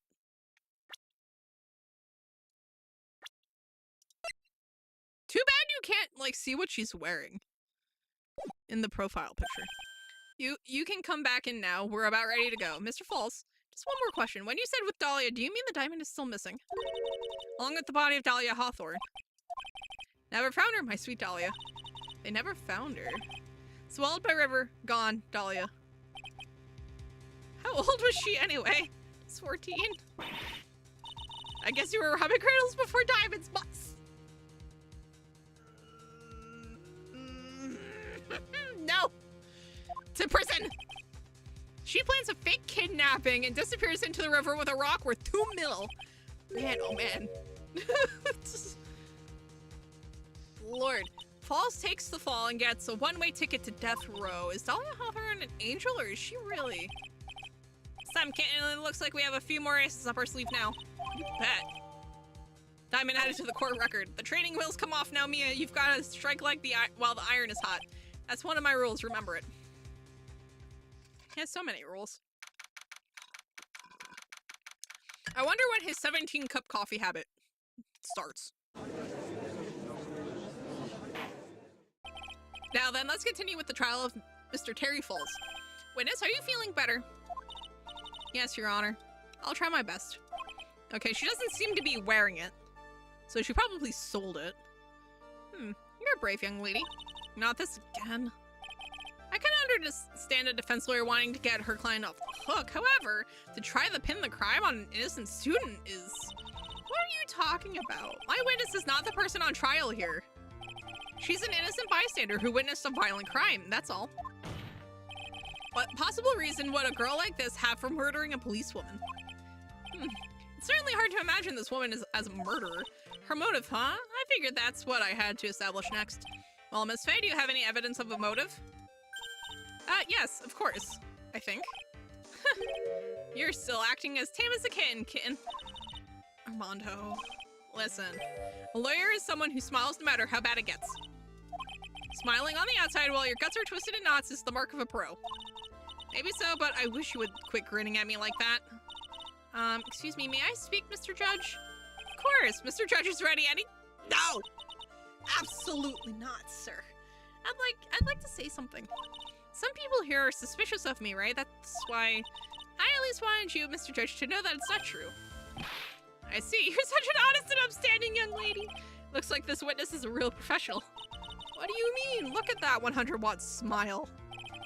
Just when things are darkest for her. Click, she lights right up.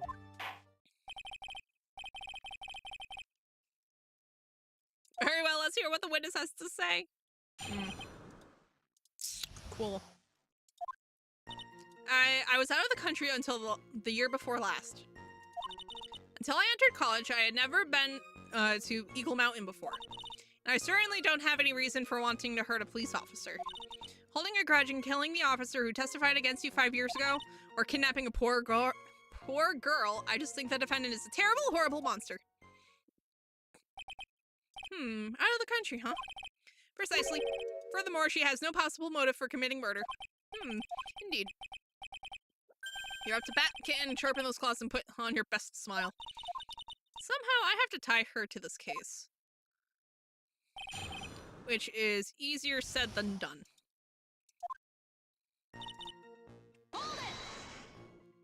So, what country were you living in then? We were all living abroad, but after my parents were killed, it was a brutal civil war. She had to try to make her way back home alone. What? Where are we? What? What? I lost everything. I didn't even have any personal identification. What kind of sob story is this? What do... I want deets. Witness, answer my question. I'll even repeat it for you. What country were you in? Objection!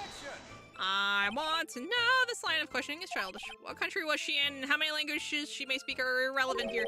What we're here to evaluate is whether this witness has any connection to this case. I've lived abroad ever since I was a little girl. That's why I could never have known Mr. Falls or Detective Hawthorne. Yes, I think we've established that point. Yes, indeed. Well then, shall we add what you've just said to the official testimony? Yes, please, Mr. Judge.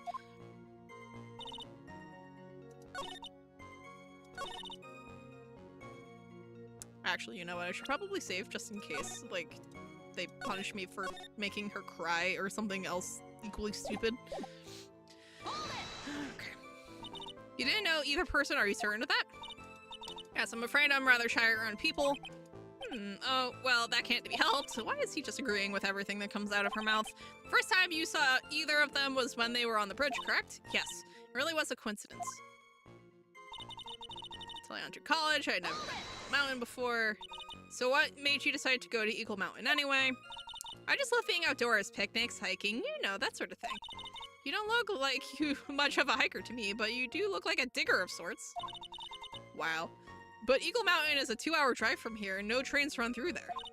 There are plenty of mountains that are closer and easier to get to. Well, I went there once with the college hiking club. I fell in love with its stark, desolate beauty and its cold yet romantic gloominess. Didn't know you were such a goth. By the way, what's the name of your college? Objection! The prosecution objects to any questions that involve the witness's private life.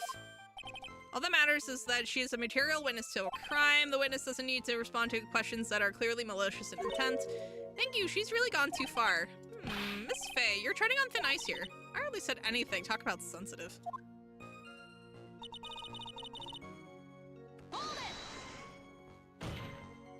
Perhaps, but your behavior that day was very suspicious. Not only have you contradicted yourself here in court, but you know things you shouldn't. For example, the scratches on the trunk of the car. Well, that's... Objection!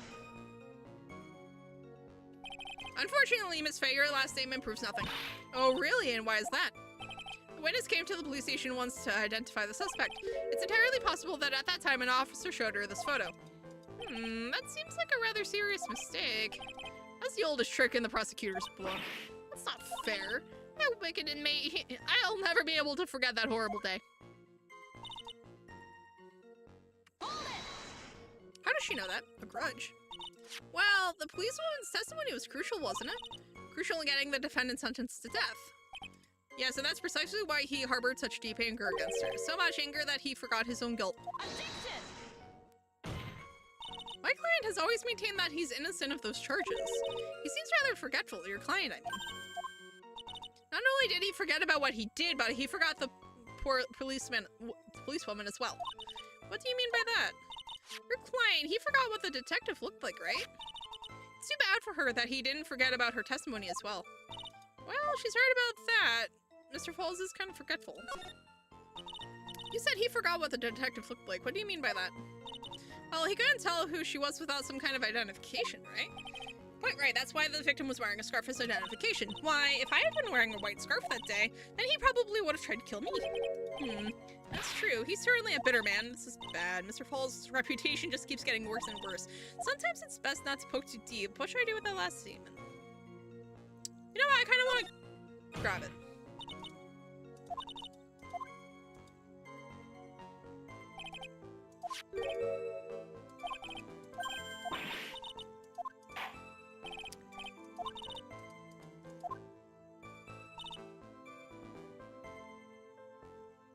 I mean, you weren't.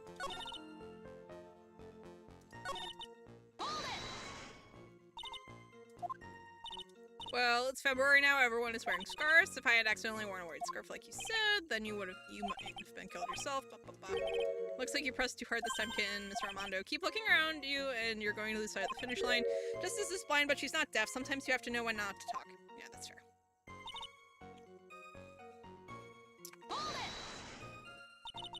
You knew about that incident, but weren't you out of the country until the year before last?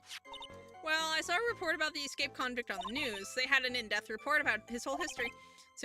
So you were still living abroad 5 years ago, is that right? Yes, I can't let her get away with these lies. Listen to me, she's neck deep in this whole thing. Somehow you're just going to have to get her to show the court her true self. So let's see what we got going on here. A $2 million gem used as ransom for Delilah, why do I keep calling her Delilah? My god. For Dahlia, lost to Eagle River 5 years ago.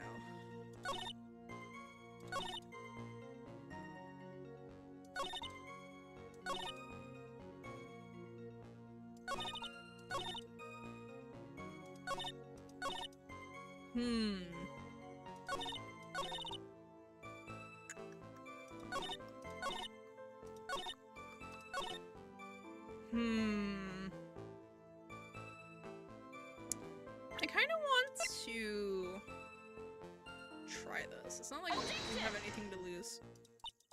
Yeah, that's fine. That's fine. Because that also sets us to before the... Yeah, that's fine. But yeah, I don't actually know how to skip this going back to the main menu, to be perfectly honest. Oh no, my glasses are like leaving me. Oh my god. But yeah, so naturally I didn't know the victim or the defendant, which is false, but we need to find evidence to actually get us there. Never been to Eagle Mountain before, that's fine. So this diamond comes either... It comes into play here somewhere, but where? Because nothing that we have currently gets us there other than the diamond, because this is all relevant to the current case.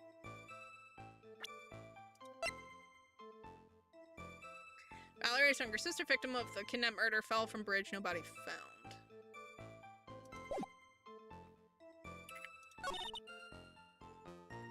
Holding a grudge and killing the officer who testified.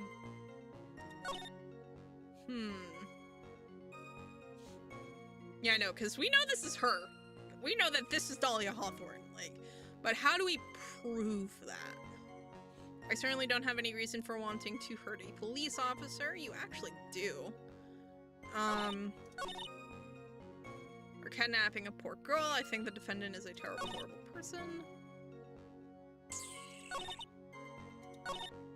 I've never been to Eagle Mountain before. I didn't know the victim or the defendant.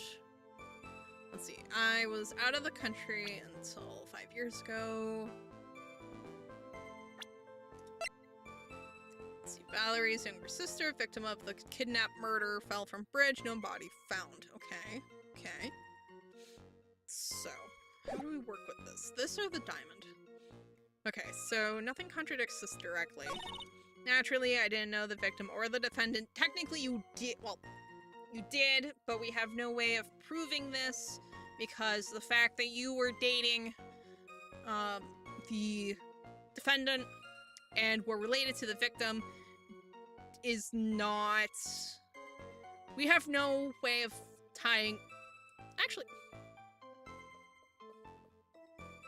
we could try presenting Dahlia Hawthorne here to be like, well, yeah, you knew the defendant because you were her sister. You knew the victim because you were dating him. If we're going to use date very loosely. Until I entered college, I had never been to Eagle Mountain before. Again, Dahlia Hawthorne or the diamond technically gets there, but the diamond definitely doesn't. I certainly don't have any reason for wanting to hurt a police officer. I mean, you do... Holding a grudge and killing the officer who testified against you 5 years ago, or kidnapping a poor girl.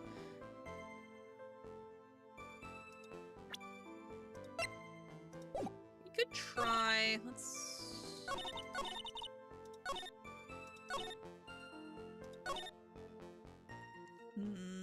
I mean, honestly, at this point, we have really nothing to lose. Objection! Okay. So trying to accuse her of being...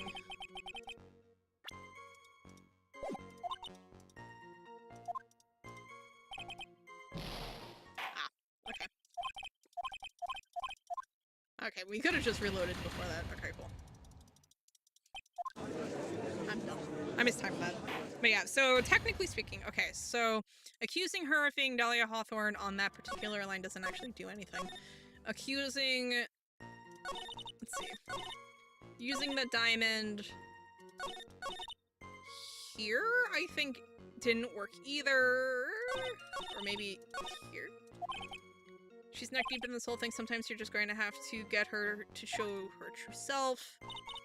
But how? Naturally, I didn't know either the victim or the defendant until I entered college. I had never been to Eagle Mountain before. Oh, I think this is when I presented the diamond. No reason to hurt a police officer. We could try... We could try the diamond, actually. Here. Objection! No.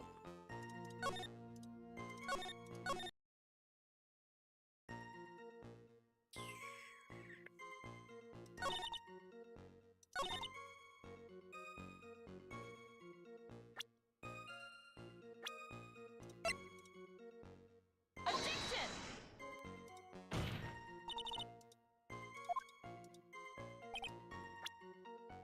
Wait, what's he saying? I don't think anything about it. No. The world's most efficient safe scumming, my god.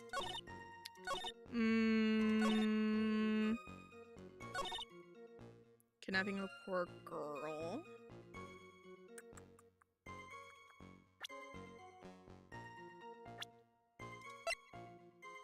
Objection! Don't make me confirm your facts. Yeah, that's whatever. Okay, fine. Alright, so.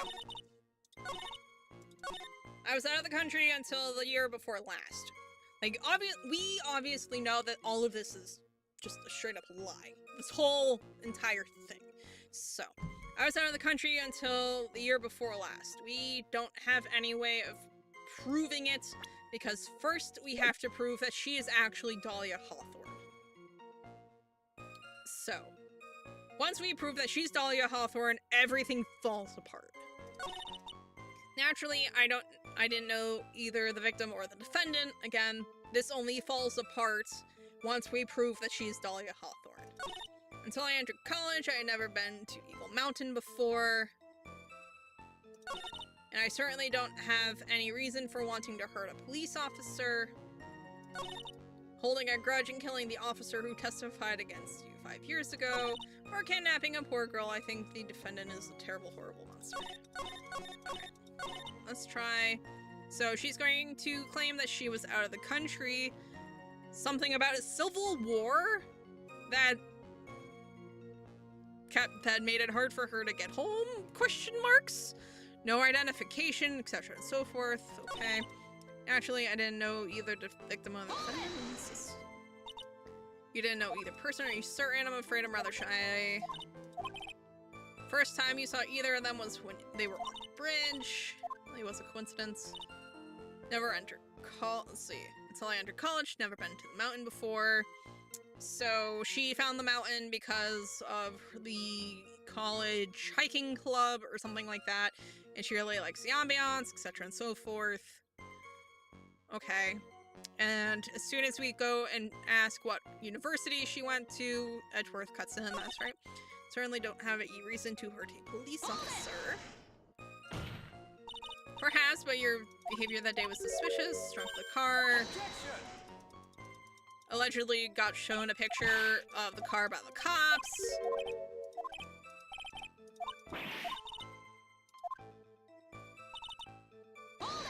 She knows a suspicious amount about the incident. Well, the policewoman's testimony was crucial, wasn't it? Crucial in getting the defendant sentenced to death. Yes, and that's precisely why he harbored such deep anger against her, so much anger that he forgot his own guilt. Objection! My client has always maintained that he's innocent. He forgot about what he did, but you forgot the poor policewoman as well. What do you mean by that? Your client forgot what she looked like.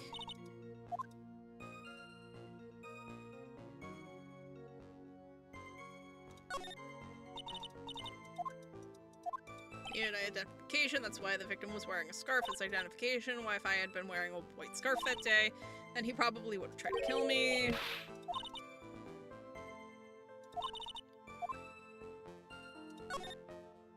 Any more damage to my client's image could be a disaster. The judge already has a bad enough opinion of him. You just can't trust anymore with anyone with a bad memory. What did you eat for dinner 1 week ago today? At the very least, a person should remember that much. As for me, it was payday, so I had a nice moose steak with some poutine on the side.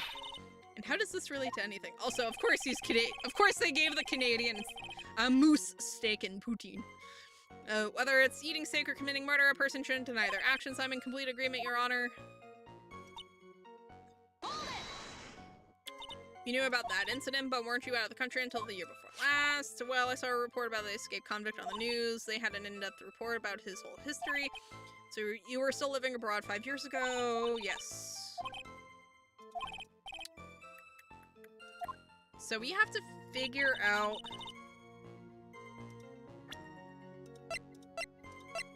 Oh, wait, no. I'm dumb. Where is it? The victim's note. Objection! No, come on.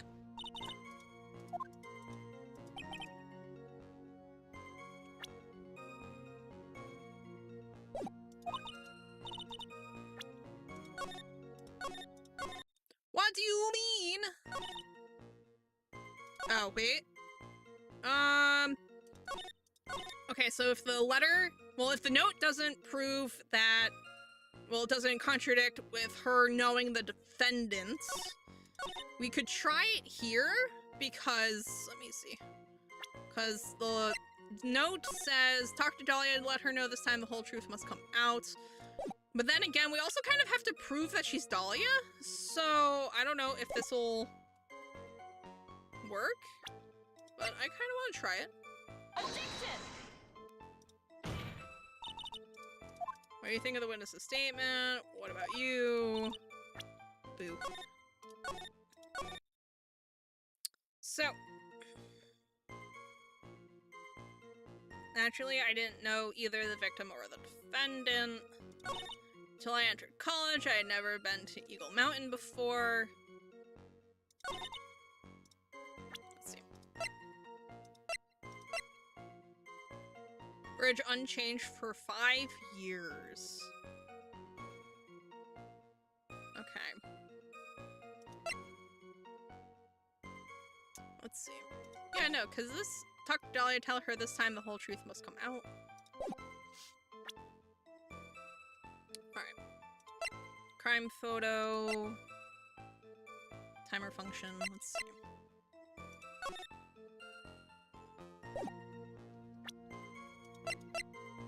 Witness's photo, bridge has been broken for the last 5 years. Interesting that that bridge unchanged for 5 years went to the photo and not the map. But okay. But how do we get her?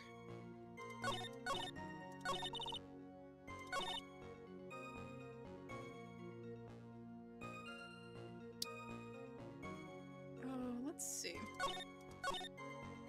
Never been to Eagle Mountain before. Did she know that the bridge was broken? I forget.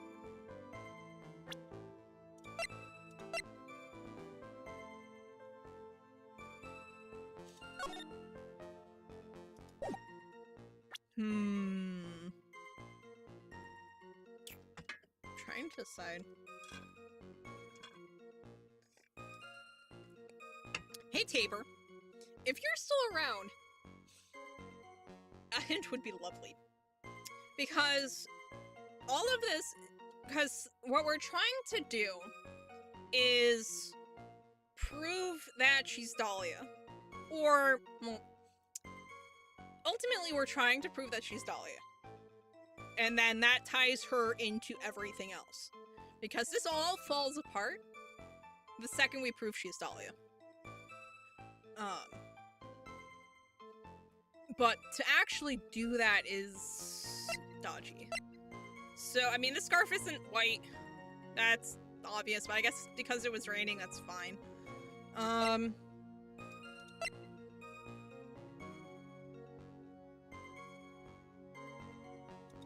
Let's see. Witness photo, unchanged for 5 years. See, this is what I thought would tie her, because she happened to be there. Let's see. $2 million gem used as ransom for Dahlia, lost to Eagle River 5 years ago. Witnessed and photographed the incident on Dusky Bridge. Victim of kidnap murder. Let's see. Key witness in case against Falls 5 years ago. Okay.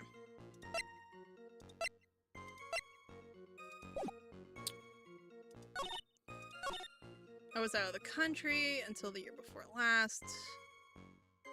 You know what? I'm just gonna press her on everything. So you were living... what country were you living in then? We were all living abroad, but after my parents were killed, it was a brutal civil war somewhere. She had to try to make her way back home alone. I lost everything. I didn't have any personal identification. What kind of sub-story is this? Naturally, I didn't know. Didn't know either person. Are you certain of that? Yes, I'm afraid I'm rather shy around people. First time you saw either of them was when they were on the bridge, correct? Yes, it really was a coincidence. Until I entered college. So what made you decide to go to Eagle Mountain anyway? Like being outdoors, picnics, hikes. You don't look like a hiker to me. 2-hour drive from here, no trains, plenty of mountains that are closer, easier. Well, I went there once with the college hiking club, fell in love with its desolate beauty, cold, romantic gloominess. By the way, what's the name of your college? In Edgeworth is like Lamount, absolutely not.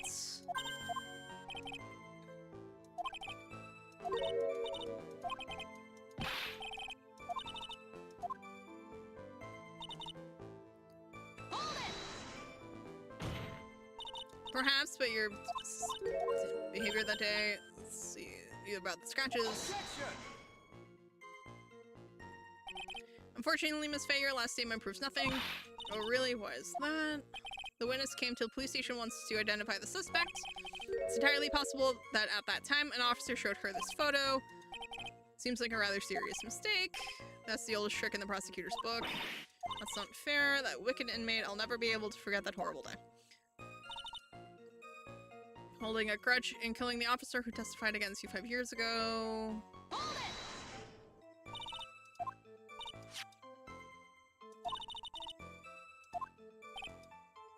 That's precisely why he harbored such deep anger against her so much. How does she know about that? Seems very forgetful. Not only did he forget about what he did, but he forgot the policewoman as well. It's too bad for her that he didn't forget about.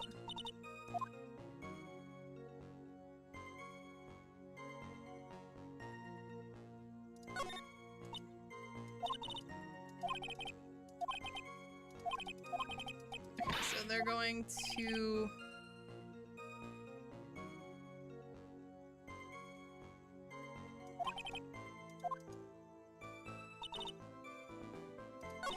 Actually, I wonder if... So they say that pulling in the white scarf thing would have gotten her killed. Like, they make it sound like that was a bad thing to add to the testimony.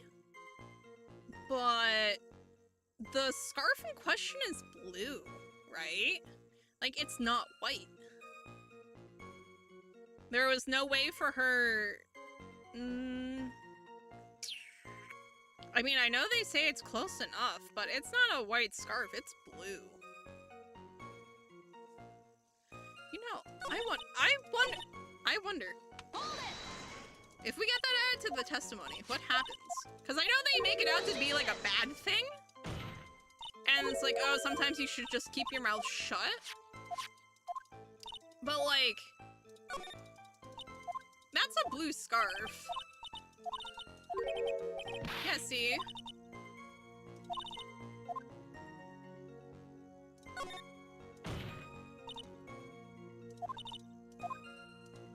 Because everyone acts like it's a bad thing.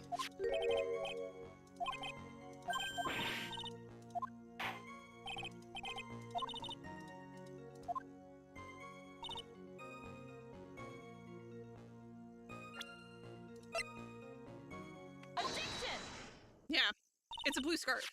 Witness, I want you to take a look at this photo you took. It's hard to see in the photo, but look at the scarf the victim wore as identification. Oh, you're talking about this scarf right here, right? Yes, that's it. The scarf the policewoman was wearing. I've got her now, just don't mess up. But that's strange. In your testimony, you say the following. I guess I'm lucky I wasn't wearing a white scarf. White? This is the scarf you identified as belonging to the victim. But it certainly doesn't look white to me. Oh. But yeah, so I can hear fireworks kicking off already. So as soon as we get to a pretty solid place, we're just going to, I think, just end it. Especially since it's already been like 2 hours and I said it was going to be a short stream anyway. So, sorry, but not this time. The witness just confirmed that this was the victim's scarf. Yes, but what's the significance? It's true that the scarf doesn't look white, but there's only one explanation for this mix-up. The reason why the witness thought the scarf was white is... Well, I mean, this says to wear a white scarf.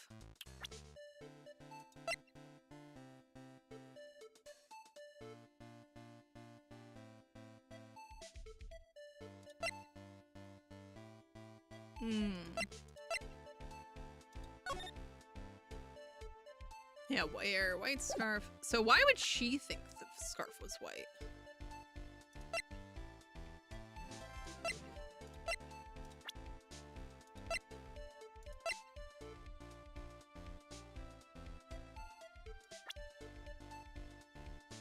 I mean, it's clearly a blue scarf. So why would she think it's white?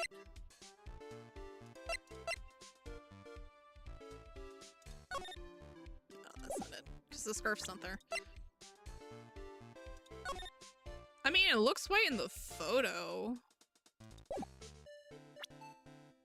But like...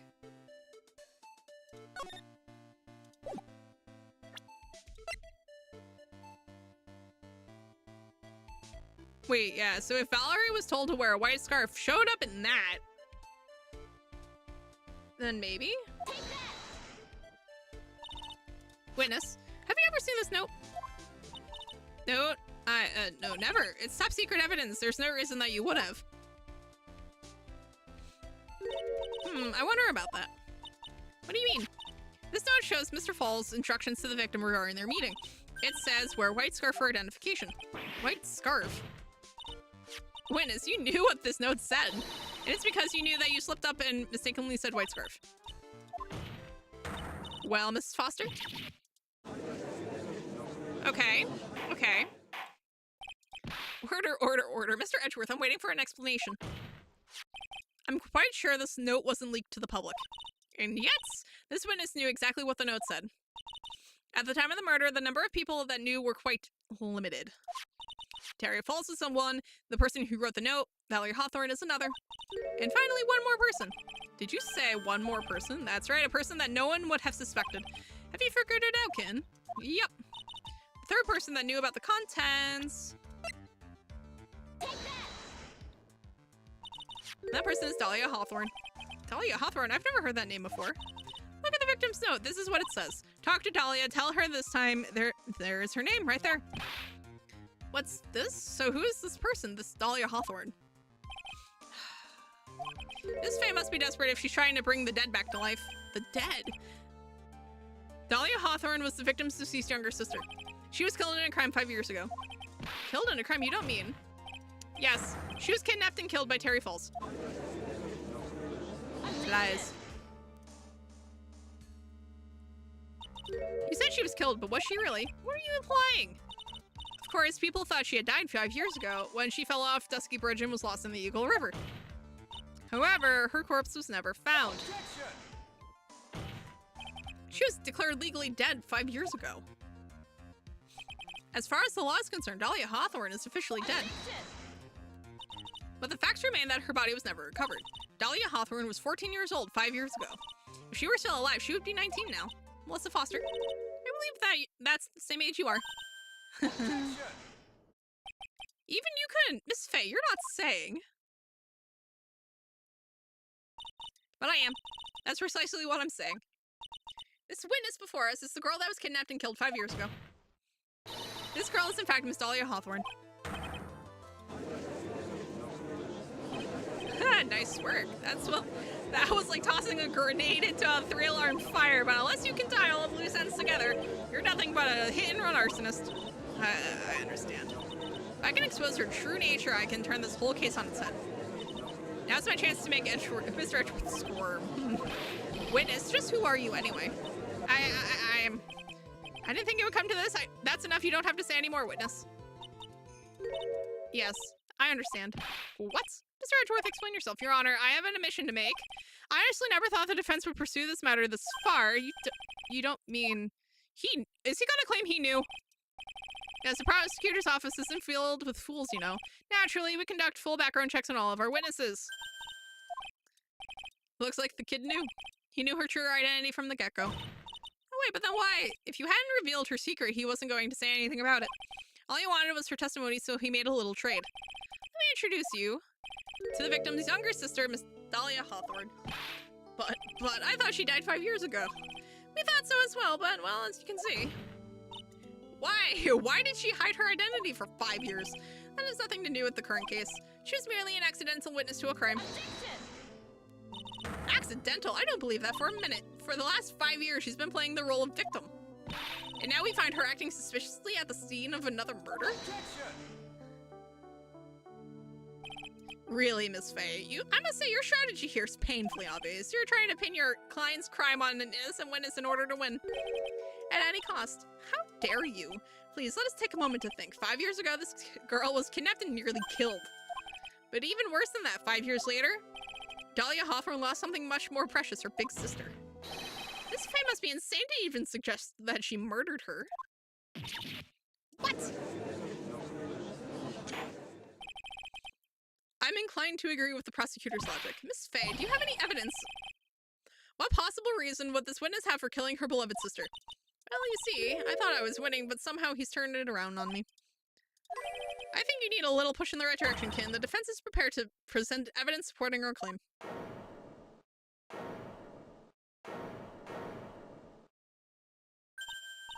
That was me. That was the crazy coffee addict. Objection!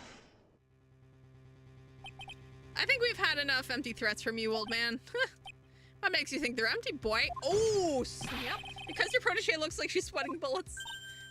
I am sweating bullets. You think you're in a tough spot, huh? Of course, aren't I? Nah. You've just arrived at the moment of truth, that's all. Whether you win or lose, that's up to you. Up to me.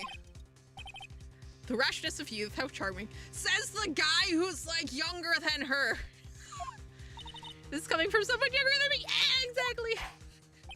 Now then, let's not waste any more time, Miss Faye. What motive would this witness have for murdering her own sister?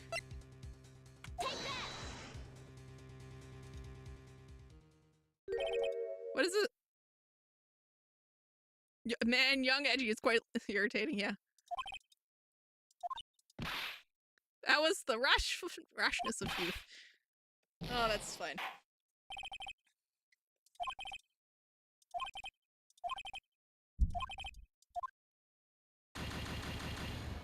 Yeah, that's fine.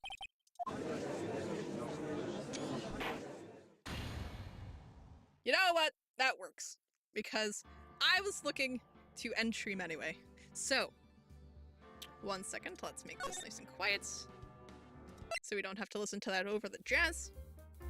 But anyway, yeah. So, that was actually a really solid stream, all things considered. We we actually got a lot of progress in. So tomorrow, we will be picking up where we left off on that case. So now that we've basically proven that she is Dahlia Hawthorne, and we'll probably have to reprove that she is Dahlia Hawthorne, because I don't remember where that save landed. Fun. Yeah, so tomorrow we are going to kick off with that, and then see how far we can actually get this case. As much as I would like to go longer, I've already heard people in my area starting off fireworks for the 4th of July, and it's only going to get worse. In the interest of not having their celebrations kind of interfere with the rest of the stream, yeah, I'm just going to call it here. So, for those of you who are American and are going to be celebrating the 4th of July, I hope you have a wonderful rest of the holiday. Don't burn anything down, and if you do, don't. You know, be safe with your fireworks, enjoy your cooking out and all that jazz. But yeah, so I look forward to seeing folks tomorrow for a full-length stream, because people should be done with fireworks tomorrow. But then again, knowing my neighbors, who knows? Yeah, so hope the Americans in the chat have a good rest of their holiday, and I look forward to seeing everyone tomorrow.